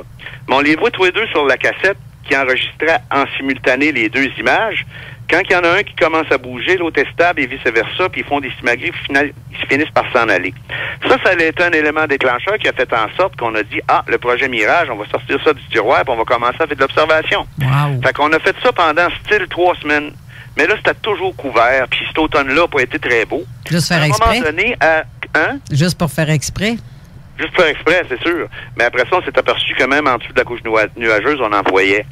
Mais qu'est-ce qui est arrivé à un moment donné, c'est qu'avant qu'on finisse par se décourager, hasard du maudit, on écoute la radio, puis un gars à Grand-Mère, qui se trouve être, maintenant c'est fusionné avec Shawinigan, il a appelé à la radio locale pour dire qu'il avait vu de quoi. OK. Fait que là, c'est devenu une grosse joke, ça, parce que là, avec l'affaire de la radio, puis tout ça, là, tout le monde au Québec l'avait vu. Finalement, ça a été analysé par des gens qui ont dit que c'était l'étoile du cocher. OK, ça se peut. Mais par contre, juste pour faire un test, là, essaye-le si tu veux, quand il va faire clair, là, regarde le ciel, là. Le ciel, il s'en va vers la droite, tout le temps. Oui. Toutes les étoiles s'en vont vers la droite, la Lune s'en va vers la droite, tout le monde s'en va vers la droite, parce que nous autres, on tourne dans l'autre sens. OK. C'est vrai. Mais lui, sa patente qu'il a vue, là, ça s'en allait vers la gauche. Regarde. T'as pas une étoile, c'est clair. Non, c'est clair. Fait que c'était pas l'étoile du cocher, excusez, pardon. Fait que, on n'a jamais su qui c'était ce gars-là, parce qu'il s'est pas vraiment nommé à la radio. À la radio, ils ont pris cet appel-là comme s'ils avaient pris un appel pour un feu. Ils s'en sont pas occupés plus que ça. Mais ça nous a redonné un peu de pep pour continuer à faire notre enquête, OK? Puis c'est là qu'on a commencé avec la triangulation qui nous donne les 3 gars qui checkent un soir de temps en temps, qu'aussitôt qu'ils voient de quoi, ils appellent les 2 autres, puis on finit par connaître ce secteur-là pas mal, où ce que ça se passe, puis tout. Ça, c'est pour répondre à ta question de tantôt, Steve, que ça m'a pris 1 heure pour faire un détour. C'est que c'est comme ça qu'on a été capable d'en voir beaucoup, parce qu'il y a eu l'élément déclencheur, le projet Mirage, la méthode d'observation, qui a fait en sorte qu'on a été capable de cibler nos observations vers un élément déclencheur qui, finalement, s'est répété pendant 6 mois de temps dans ce secteur-là. OK. Hey, on va être sûr obligé... qu'on a changé de place à un moment donné parce qu'on a suivi les objets. Dans le sens que nous autres, on checkait surtout la région de Shawinigan Sud, mais on voyait des objets au sud-ouest, donc on a déplacé le triangle au sud-ouest pour être capable de faire de la triangulation. C'est pour ça que je te dis que ce qu'on a vu, il était au-dessus de rien d'intéressant. OK. On va être Parce qu'on sait où il était. On va être obligé de retourner en pause parce que c'est grâce à nos publicitaires si on a cette émission-là. Fait que oui. on revient dans 2-3 minutes.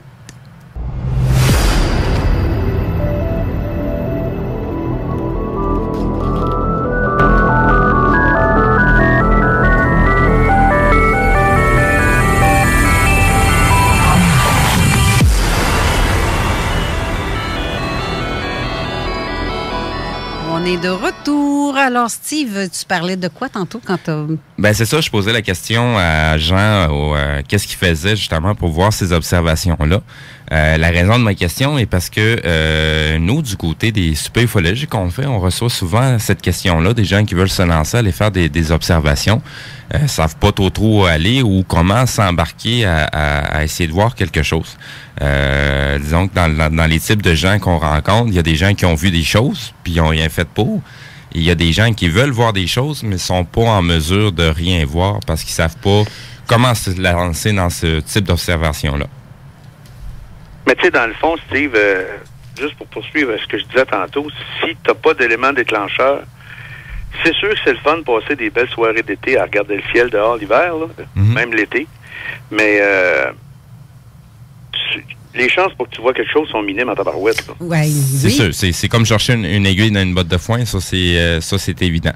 Des vrais cas. Encore pire que ça, c'est pareil comme s'il y a un orage, tu t'assis dans le milieu de la cour chez vous, puis t'attends que l'éclair frappe en plein milieu de ton foyer dehors. T'sais.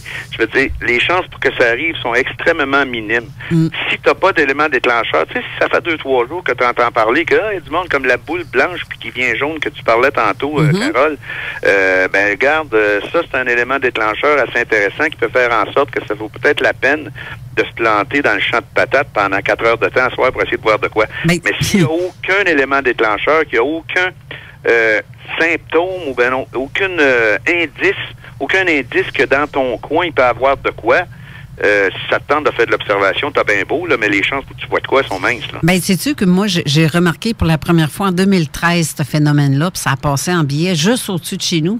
C'est même pas un avion, ça n'a aucun son. Mais on s'est gelé dehors parce qu'il était, pour moi, il faisait à peu près moins 30. Fait que j'ai pas comme sorti qu'une caméra parce que c'est la pire chose. Je suis restée dans le cadre de porte puis je l'ai pris en photo. Puis ça s'est arrêté là. Mais en 2016, on s'est installé au parc tout près du fleuve dans mon secteur. Et tous les soirs, c'est comme si ça nous donnait rendez-vous, je te jure. Je pouvais te dire, OK, vers 9h, 9h15. Des fois, le lendemain, c'était 9h30. Ça jouait à peu près de 15 minutes d'interférence entre chaque soir. Mais on l'a suivi 7 jours en ligne. Puis toujours dans les mêmes heures approximatives, là. Puis le comportement de ce que ça avait, cette boule-là, que je qualifie à peu près, je te dirais, à peu près de 24 à 36 pouces de diamètre, un peu ce qu'on voyait. Puis ça a été vu à partir même des gens de Trois-Rivières jusqu'à aller vers le secteur de Québec, même Saint-Michel, parce que des gens, j'ai quelqu'un dans le coin de Saint-Michel, qui est mon amie Isabelle, que je salue en passant. Elle aussi, elle a souvent vu ce phénomène-là de boule. Puis on a remarqué qu'à chaque soir, elle longeait le fleuve et elle montait vers les terres, donc vers le sud, à un certain moment donné. Puis le lendemain, elle faisait le même trajet, mais au lieu de tourner vers Saint-Antoine, elle s'en venait plus vers l'ouest, donc vers le Sainte-Croix, si on veut. Ensuite, le surlendemain, ça s'en allait vers Lobinière. C'est comme si ça quadrillait le sol. Je ne sais pas ce que c'est. C'est probablement un drone. C'est sûr que c'est une forme de drone parce qu'il n'y a pas personne qui pilote ça, ce truc-là, parce que 24 à 36 pouces... Non, mais ça, ton 24 à 36 pouces, c'est-tu à bout de bras, ça? Non, c'est parce qu'elle nous a passé à peu près à 200 pieds au-dessus de nous autres à un moment donné. Ah, OK. Et même durant une enquête, j'ai fait une enquête l'an dernier dans le secteur Port-Neuf. J'étais en train de... Je venais juste d'interviewer 2 personnes qui avaient été témoins de quelque chose dans ce coin-là. Puis on était dans un parc tout près de la rivière Jacques-Cartier. Puis on expliquait que... mais j'avais mon équipement dans mes mains, imagine-toi donc. Ça, quand tu dis que t'es mardeuse, là, ben je suis mardeuse. Parce qu'à chaque fois qu'il arrive quelque chose, j'ai tout le temps cet appareil-là dans mes mains ou mon appareil photo. Mais là, maintenant, avec les cellulaires, ça aide. Là, on peut filmer aussi avec cellulaire. Parce que c'est mieux filmer que de prendre des photos. Parce qu'on peut voir le mouvement de ces choses-là. Et là, je dis au gars que je venais d'interviewer, regarde, on voit la planète. Parce que dans ma tête, là, c'était aussi gros que la planète Vénus, bien grosse et bien éclairée. Puis je me disais, donc bien grosse. Mais je voyais ça à travers un trou dans un nuage. Puis j'ai dit, regarde, c'est quoi ça a l'air une planète avec ça. Tu la trouves grosse là, mais que tu regardes dans mon appareil, tu vas vraiment triper parce que ça va être encore plus gros. Mais comme qu'il apprend pour observer, il tripe, là, ce truc-là descend puis il bougeait pas. Fait que je pouvais pas penser que ça pouvait être autre chose qu'une planète. Mais non, ce truc-là, cette boule-là, s'est descendue vers nous et elle a circulé sous les nuages. Ça veut dire qu'elle a vraiment passé... on la voyait, comme je te dis, dans un trou. Mais en fait, elle a passé sous les nuages, je te dirais à peu près 700 pieds au-dessus de notre tête cette fois-là. On l'a filmé. Le gars avait mon appareil dans les mains. Je me suis empressée de peser record pour qu'on puisse vraiment l'enregistrer. Là. Ça branle un peu parce que le gars, c'est la première fois qu'il manipulait ça. Michel il s'appelait Michel. Je ne sais pas si vous avez vu une vidéo d'un gars qui s'appelle Michel, qui était dans le coin de Donnacona. Non. Bon, ben, il avait été témoin de quelque chose et j'ai fait une interview avec. Il y avait Michel et Jerry. Les deux étaient là, cette fois-là. Et il y avait une dizaine de personnes au parc qui se faisaient un genre de petit feu de camp dans le secteur. Puis, au quai tout près du quai des Écureuils, ça, dans le coin de Donnacona, si on veut, là. Mais ça, c'est des dizaines de témoins, là. Et on l'a vu live. Puis je me suis rendu compte, crime, ça nous surveille-tu, cette affaire-là, ou quoi? Et nous voit-tu? Ben oui, ça se peut pas. Ça se peut pas, sinon, parce qu'il était tellement fixe, là. On le regardait, ça faisait 3-4 minutes, je le voyais fixe. La question, c'est pas est-ce qu'il nous voit, c'est il nous voit-tu? Parce que des fois, il y a des affaires assez spéciales qui se produisent que tu te demandes, voyons, c'est-tu moi qui check, là? Ben, des bouts. J'en ai des doutes. J'en ai vraiment des doutes. À l'heure actuelle, j'ai l'impression que ce phénomène-là est souvent relié aux observateurs en tant que tels. Et non pas parce qu'ils passent là comme si on verrait passer une voiture sur l'autoroute. Oui, parce que je la vois trop souvent. C'est impensable, inimaginable. Je l'ai filmé une trentaine. Je suis convaincu qu'il existe de plus en plus de personnes qui c'est des paratonnerres à observation. Là, je veux dire, sans le vouloir même. Ben, tu vois, j'ai un autre exemple, c'est qu'à un moment donné, j'ai filmé un appareil derrière chez moi qui est à peu près à 1000 pieds derrière chez moi. Cet appareil-là a frôlé le clocher de l'église. Une église, c'est à peu près 200 pieds, je dirais, de haut, là. Puis c'était à peu près 20 pieds au-dessus du clocher. Puis c'est comme deux boules. C'est comme deux sphères reliées à une barre, comme un haltère, si on veut. Je l'ai filmé, puis en regardant, j'ai comme cru voir, sérieusement, des passagers dans la boule arrière. Je ne sais pas ce que c'est. On l'a filmé pendant 15 minutes, puis ça roulait tellement lentement. C'était à moins de 1000 pieds de nous et environ 200 pieds, 250 pieds d'altitude. C'est pas haut, ça, là. Non. Aucun son. Puis il y a quelqu'un qui est allé... mon ami Pascal a appelé la base militaire Valcartier pour savoir si ça leur appartenait, ce que j'avais capté. Puis il est allé faire référer le site Zone Parallèle sur ma page Facebook. Puis il a dit, allez voir ça. Si c'est pas à vous, c'est ça qu'on veut savoir, c'est quoi?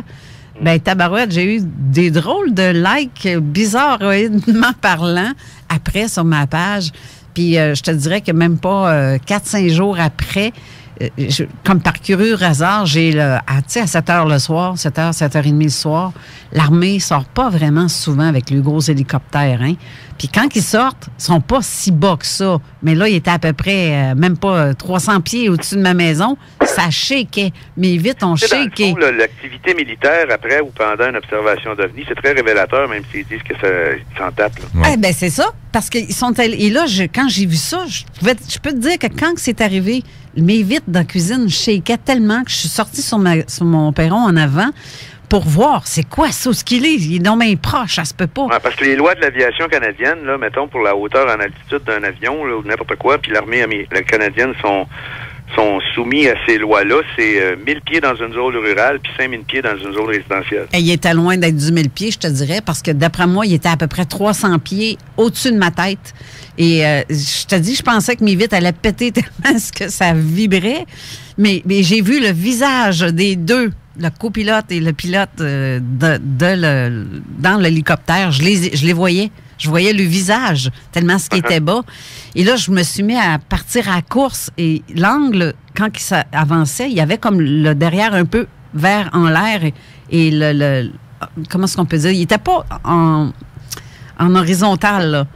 Il y avait une petite tendance à avoir la queue vers un petit peu plus élevée, comme s'il voulait me regarder. Je ne sais pas si... En tout cas, probablement que ça va ce que je reste, là. Mais c'est comme par curieux hasard, je suis partie à la course vers l'extérieur arrière de ma maison et ils ont été s'arrêter exactement au point où est-ce que j'ai filmé. Il y a un petit boisier en arrière de chez nous. Ils ont fait du surplace dans ce secteur-là. Fait qu'ils ont commencé à baisser vers chez nous. Puis ils se sont en allés dans le bois derrière pour faire du stand-by pendant quelques minutes. Ça fait curieux, là.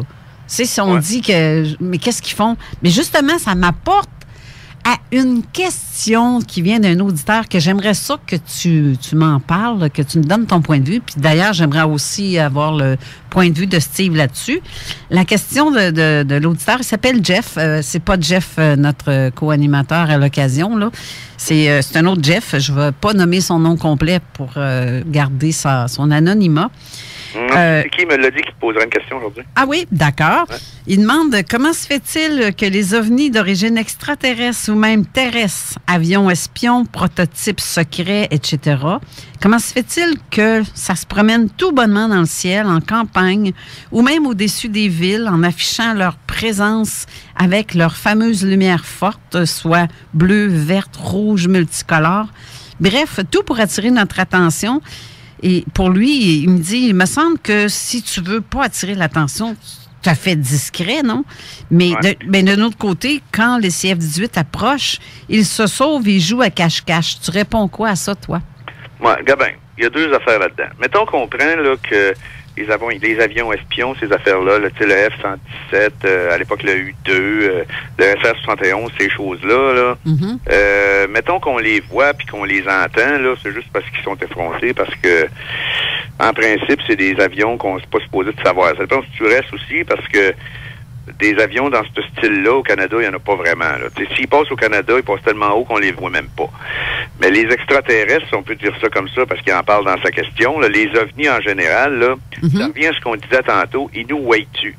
Ouais. Parce que le meilleur moyen de se cacher, c'est pas de s'allumer de brillant puis de se sacrer en avant de la vitrine du salon. Là. C'est vraiment de faire d'autres choses. Soit ils nous voient pas, je t'en parlerai après, soit ils nous voient pas comme on pense qu'ils nous voient, ou ils nous considèrent pas. Ou ils considèrent que si on les voit, c'est pas important dans ce qu'ils font. Tu sais, veux dire. Puis s'ils nous voient pas, mais qu'on les voit, ça rejoint une théorie qui commence à sortir de plus en plus de plein de monde. Ça, c'est que au lieu d'être extraterrestre, ça serait extradimensionnel. Puis que quand on les voit, puis tu remarqueras que souvent, à moins de voir carrément un vaisseau, là, des boules lumineuses, ces choses-là, quand tu remarqueras comme faut que quand on les voit, moi j'en ai vu des comme ça, on dirait qu'on les voit dans l'eau. Style, si tu regardes une lumière dans l'eau, tu vois ce que l'eau fait par-dessus, là? Comprends-tu, je veux dire, ben là, quand tu regardes l'asphalte chaude l'été, là... Oui. Ouais, l'espèce de phénomène. Par-dessus, là. Le mirage, là. C'est ça. Peut-être qu'ils sont là, mais pas toutes. Dans le sens que s'ils sont capables de se promener intentionnellement ou involontairement d'une dimension à l'autre, ils sont peut-être juste à cheval dans la porte puis ils nous voient pas. Oui, c'est ça. C'est ça. Mais c'est comme nous. Ils sont assez rendus de notre bord pour qu'on ait un aperçu, mais ils sont pas assez rendus de notre bord pour qu'eux autres, ils nous voient, tu sais. Ça peut être une explication, regarde. Ça peut être ça, comme, d'après moi aussi, c'est comme si on dirait qu'ils veulent qu'on les voit. Mais c'est pas tout le monde qui est dehors puis qui aurait le nez en l'air, sauf ceux qui ont un intérêt à vouloir comprendre le phénomène, comme nous. Ouais, mais si tu regardes ça comme faut, s'ils veulent qu'on les voit, ben présentez-vous puis venez jaser. Ouais. Parce que si tu remarques, mettons, dans l'histoire ufologique, là, des observations d'OVNI suivies d'un atterrissage avec des humanoïdes là, qui ont été vus par des témoins, 99% du temps, quand l'OVNI, pas l'OVNI, mais l'humanoïde s'aperçoit qu'il est observé, il pack ses petits puis il s'en va en courant ou il paralyse le témoin ou tu sais, c'est pareil comme si à un moment donné ils prenaient conscience, ben regardons, il y a du monde sur cette planète-là. Fait que c'est comme si on les dérangeait quand on les trouve en train de gosser, mais ils se promènent avec des vaisseaux illuminés la nuit. Ouais. T'essayes de trouver une logique là-dedans. Ouais. Il n'y en a pas vraiment. Moi, je me dis toujours que la meilleure façon de cacher quelque chose, c'est de le montrer, là. Mais ça, c'est ma philosophie à moi. Mais toi, parce que ça dépend. Tu sais, je veux dire, si tu veux pas que personne trouve ton briquet dans le salon, t'as rien qu'à le mettre en plein milieu de la table du salon, tout le monde va chercher. Oui. Mais je veux dire, si tu te promènes avec un spotlight de 1000 watts à noirceur le soir, puis tu veux pas que le monde te voit, tu l'as pas catché, le principe, là. Non, c'est ça. Ben, c'est sûr que nous autres, on analyse les choses avec notre petit monde à nous, là, avec notre petite société, là. On sait pas si eux, de leur côté, c'est quoi leur normalité? Tu sais, ça se peut aussi qu'ils s'en foutent totalement de nous, là. Mais c'est ça que je te dis. Tu sais, je veux dire, nous autres, qu'est-ce qu'on est pour eux autres? C'est là qu'elle est la question. Oui. Tu sais, je veux dire, c'est sûr qu'on n'embarquera pas dans le fait qu'ils nous considèrent comme des fourmis, là. Ils sont capables d'être assez intelligents pour comprendre qu'on est plus intelligent que ça, là. Oui. Mais je veux dire, le rapport avec eux autres puis nous autres, c'est-tu comme si toi, tu te promènes au-dessus de, je sais pas moi, tu te promènes au-dessus de la baie James en avion, tu le vois bien qu'il y en a des orgneaux pis ces affaires-là, mais si ça te tente d'atterrir à quelque part, tu vas atterrir et tu t'en occuperas pas. Si c'est ce rapport-là qu'ils ont avec nous autres, ben c'est normal qu'ils s'en tapent pas mal de nous déranger. Exact. Mais par contre, quand ils s'aperçoivent qu'il y a un témoin qui va les rencontrer à pied dans le champ, ben soit que la discussion qu'il peut avoir, s'il y en a une, c'est totalement absurde, style demandez-leur pas à date de la part de l'extraterrestre, ou ben non, ils packent le petit en vitesse puis ils s'en vont, puis même ils vont aller jusqu'à paralyser le témoin. Fait que il y a 2-3 sortes d'attitudes différentes. Soit je m'en fous qu'ils me voient, ou ben non, je m'en fous qu'ils me voient creuser, ou ben non, ah fuck, ils m'ont vu. Oui. Fait que essaye de tirer un rationnel de ça, il n'y en a pas vraiment.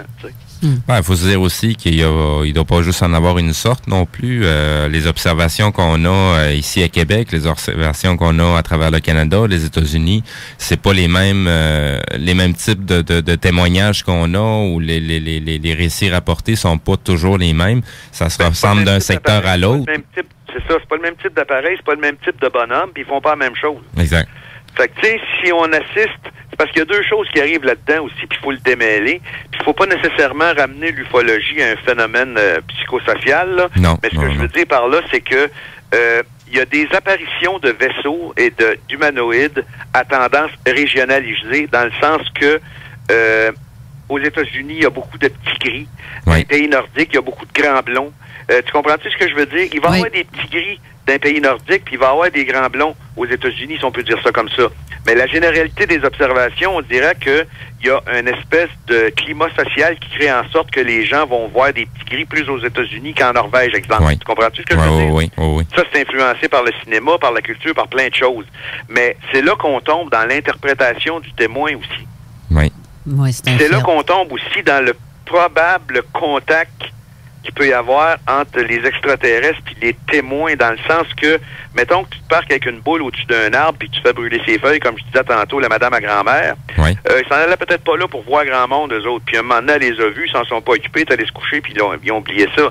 Mais s'ils veulent absolument se faire voir de personnes, peut-être que la représentativité régionale de la mentalité d'où ils vont être va peut-être influencer la sorte de contact qu'ils vont avoir avec les témoins. Je sais pas si tu me suis. Oui. Tu sais, je veux dire, si, mettons, toi, dans ton psychique, puis ils savent, parce que ça fait des centaines d'années, peut-être même des milliers d'années qu'ils nous observent, que le monde aux États-Unis, c'est des petits gris qu'ils voient, ils vont peut-être s'organiser pour t'envoyer des images de petits gris.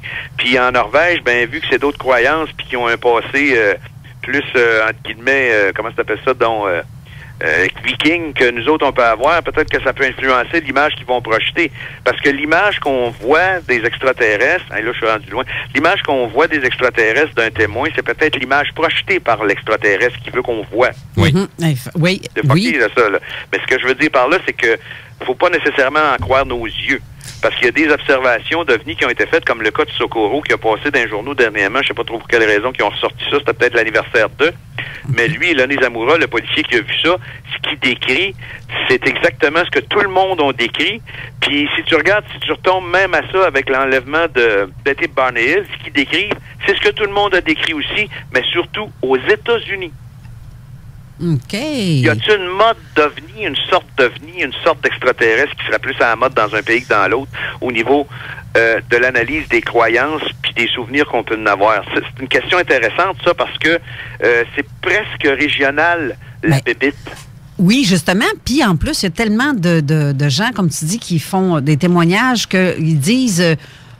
telle ou telle personne va raconter que cet extraterrestre-là lui aurait dit qu'il allait faire surface, qu'il allait se montrer un peu plus souvent, ou il y en a qui entendent des messages dans le tête ou quoi que ce soit qui disent que ça vient d'un être d'un autre niveau, d'une autre dimension, et qu'on leur dit toutes qu'ils vont sortir et les gens vont commencer à les voir de plus en plus. Et c'est ce qui se passe quand même quand tu regardes ça, là. Ouais, ben, on a eu un gros creux qu'il n'y en avait plus beaucoup, là, mais ça recommence. Mais ça recommence. Et on va être obligé de retourner en pause parce qu'après ça, on parle avec la chronique de Steve. Je sais, c'est plate, mais c'est ça. On revient. Je ne voudrais pas que sa chronique soit plate. Non, pas sa chronique, c'est d'être obligé de couper parce que là, l'émission, c'est tellement intéressant que ça passe trop vite aussi, là. On va en avoir beaucoup de choses à parler sur ce sujet-là, justement. Bon, fait qu'on revient après la pause.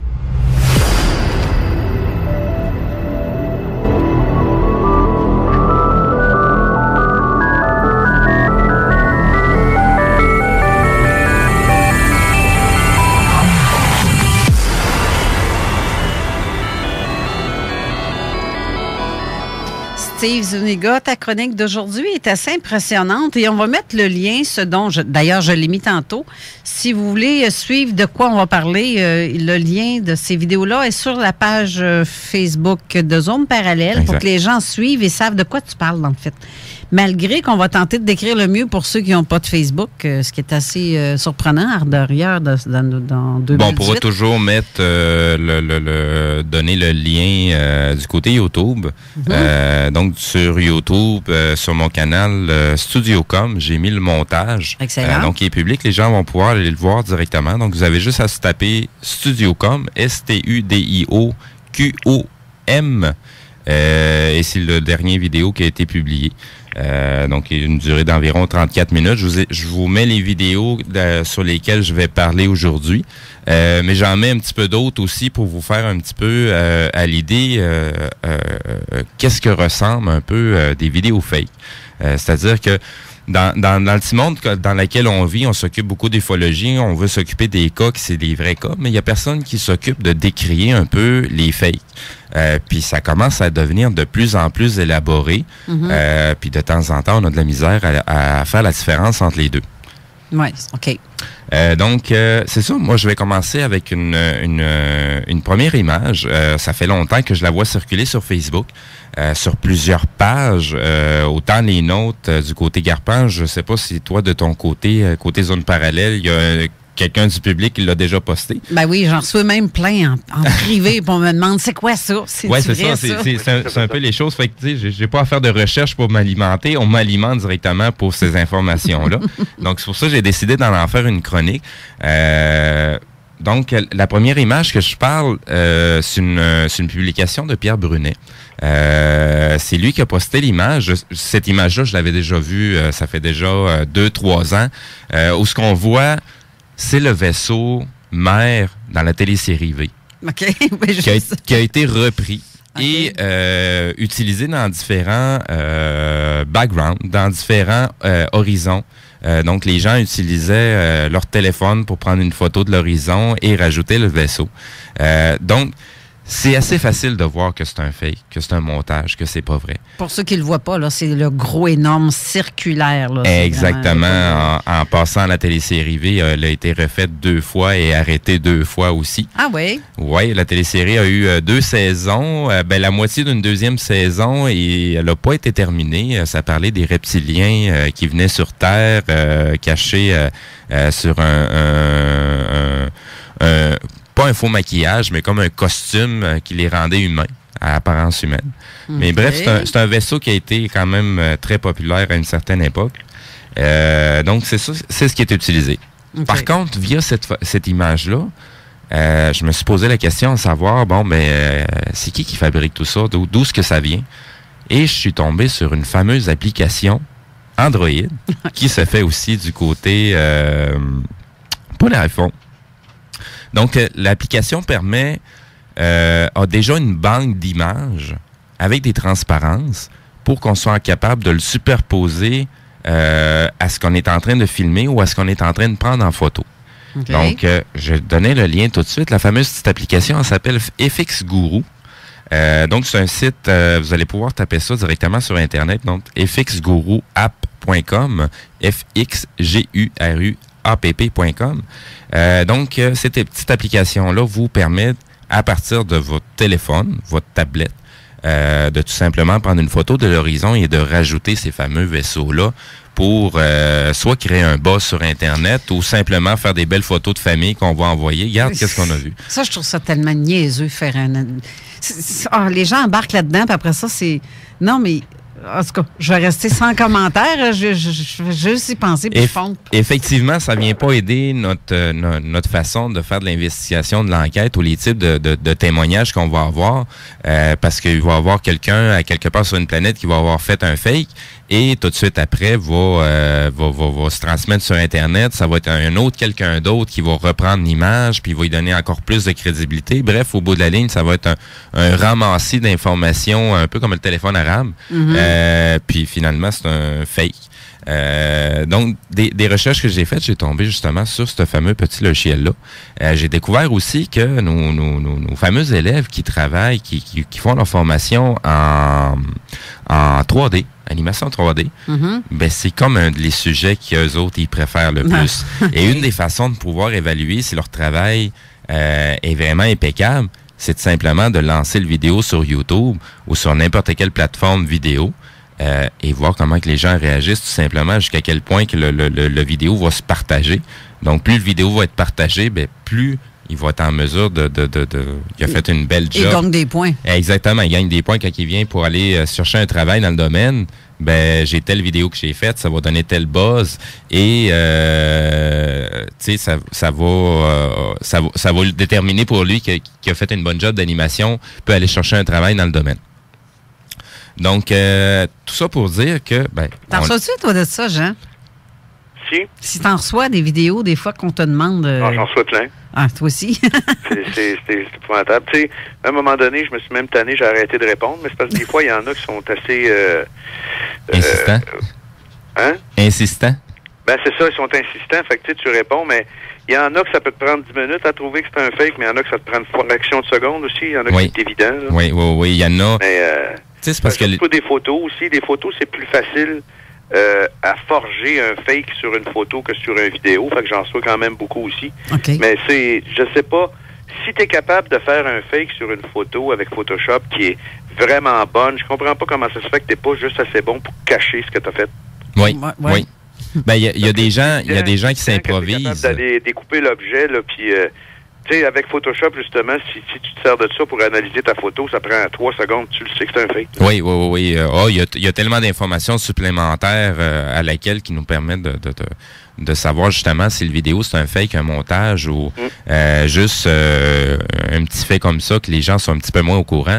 À chaque fois qu'on enregistre, qu'on prend une photo, qu'on enregistre une vidéo avec un téléphone ou avec une tablette ou avec un appareil professionnel, il y a toujours de l'information du metadata qui est enregistré avec le vidéo. Donc, dans le cas des vidéos prises sur un téléphone, bien souvent, on va avoir les coordonnées GPS, on va avoir l'ouverture de la lentille, le zoom.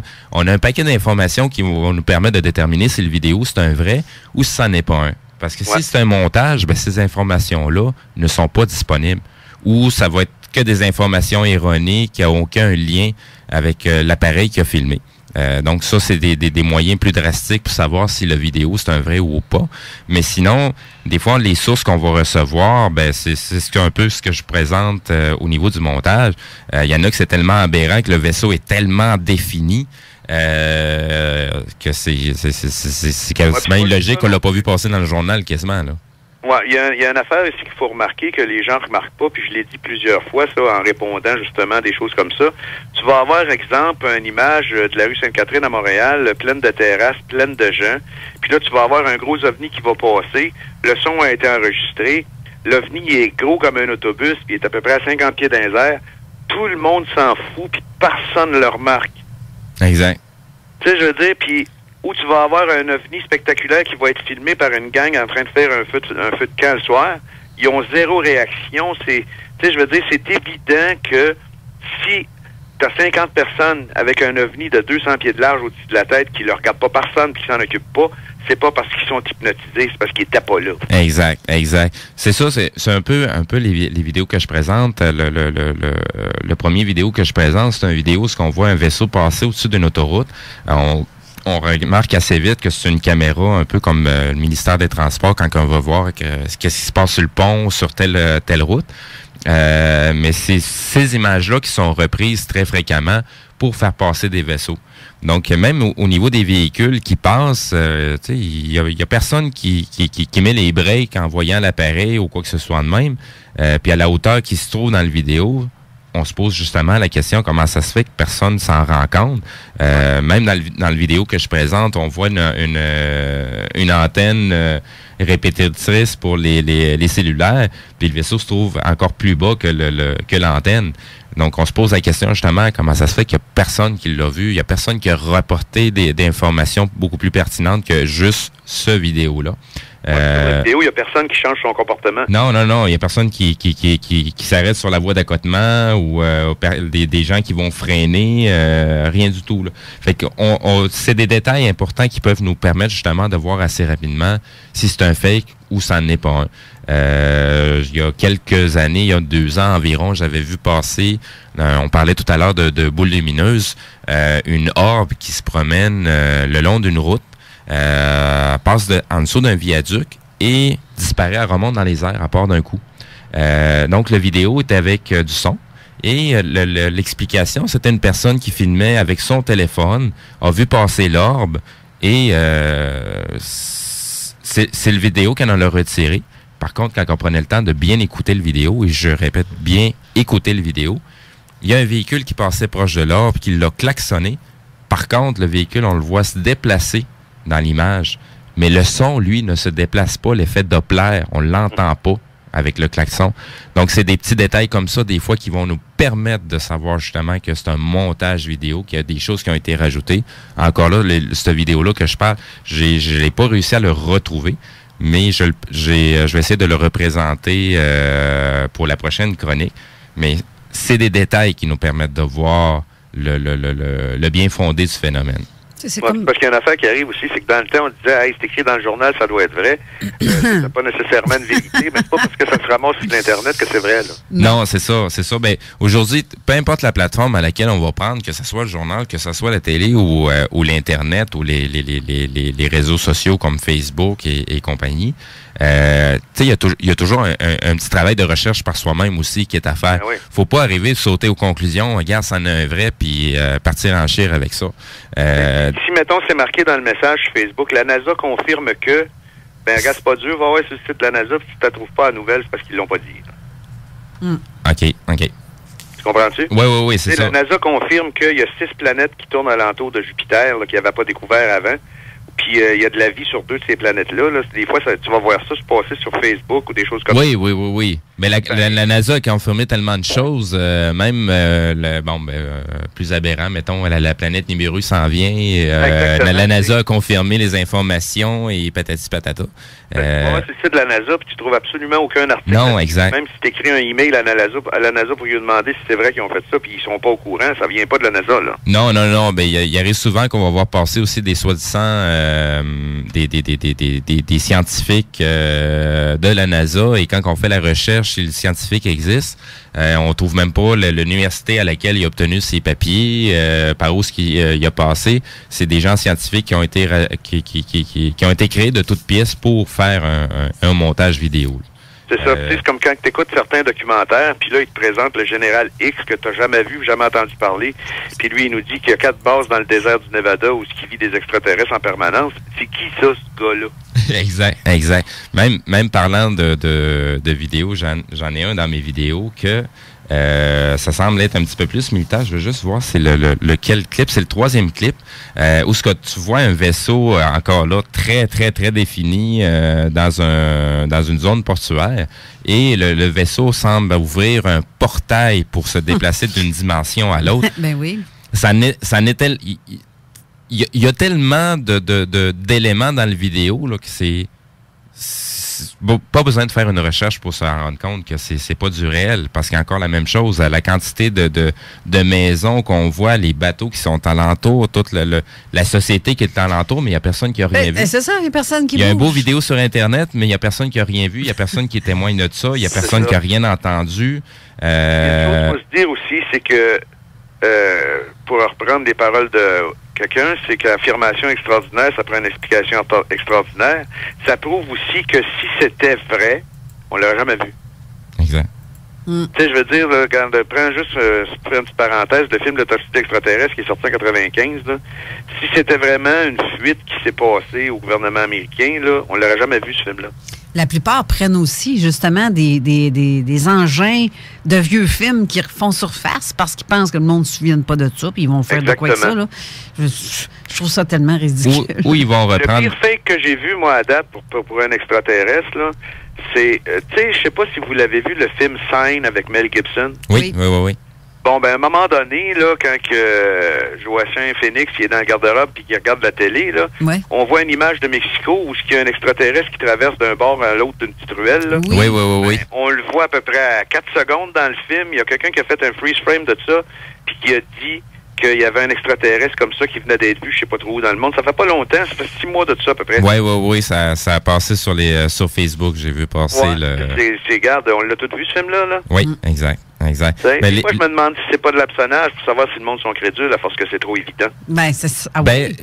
Une des choses que j'ai découvert, c'est que comme une de mes principales sources des vidéos fake que je vois passer, c'est des sites, c'est des canaux à laquelle les autres sont portés plus sur le buzz que ça va créer, le nombre de personnes qui vont s'abonner au canal pour les revenus monétaires que ça donne au bout de la ligne, que s'intéresser réellement au phénomène ufologique. Donc, ils vont faire des montages exprès qui sont wow pour que tout le monde tombe sur le buzz là-dessus puis qui trippe, mais c'est simplement pour des codes d'écoute. That's all. Donc, tu sais, ça vient nuire les témoignages que nous, on va avoir. On va se ramasser avec des illuminés ou de la chenoute comme vidéo de témoignages parce que c'est des montages.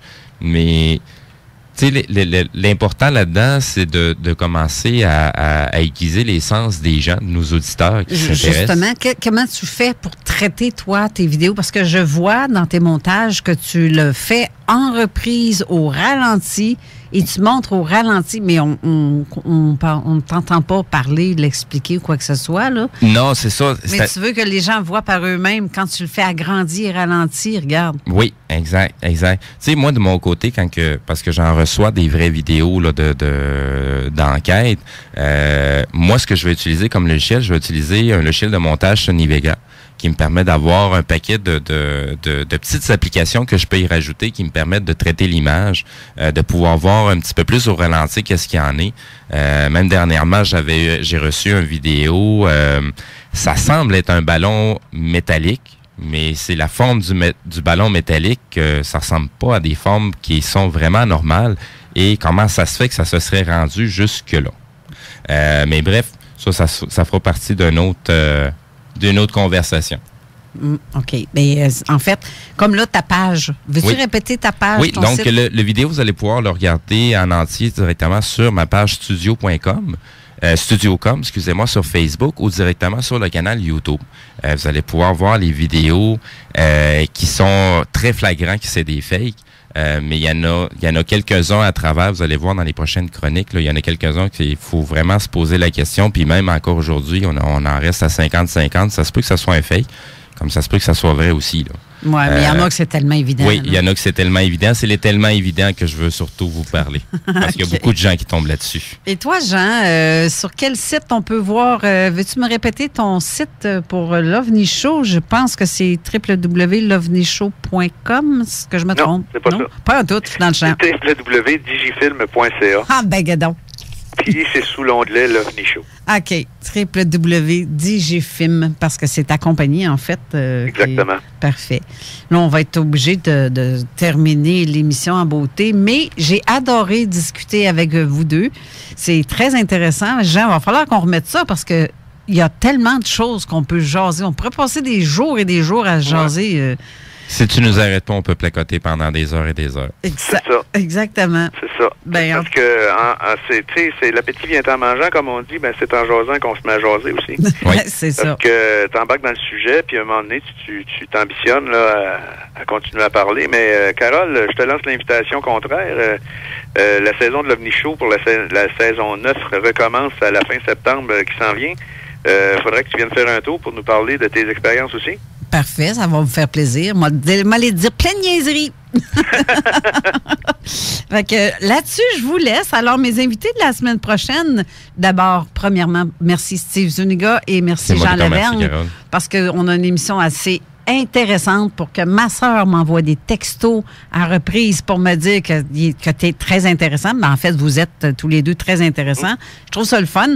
Mes invités de la semaine prochaine seront Franck Natarelli, junior dentiste Québec, et le scientifique tant attendu, Maître Simon Noël, va venir nous expliquer certains phénomènes inexpliqués qu'eux peuvent expliquer, quoi que ce soit.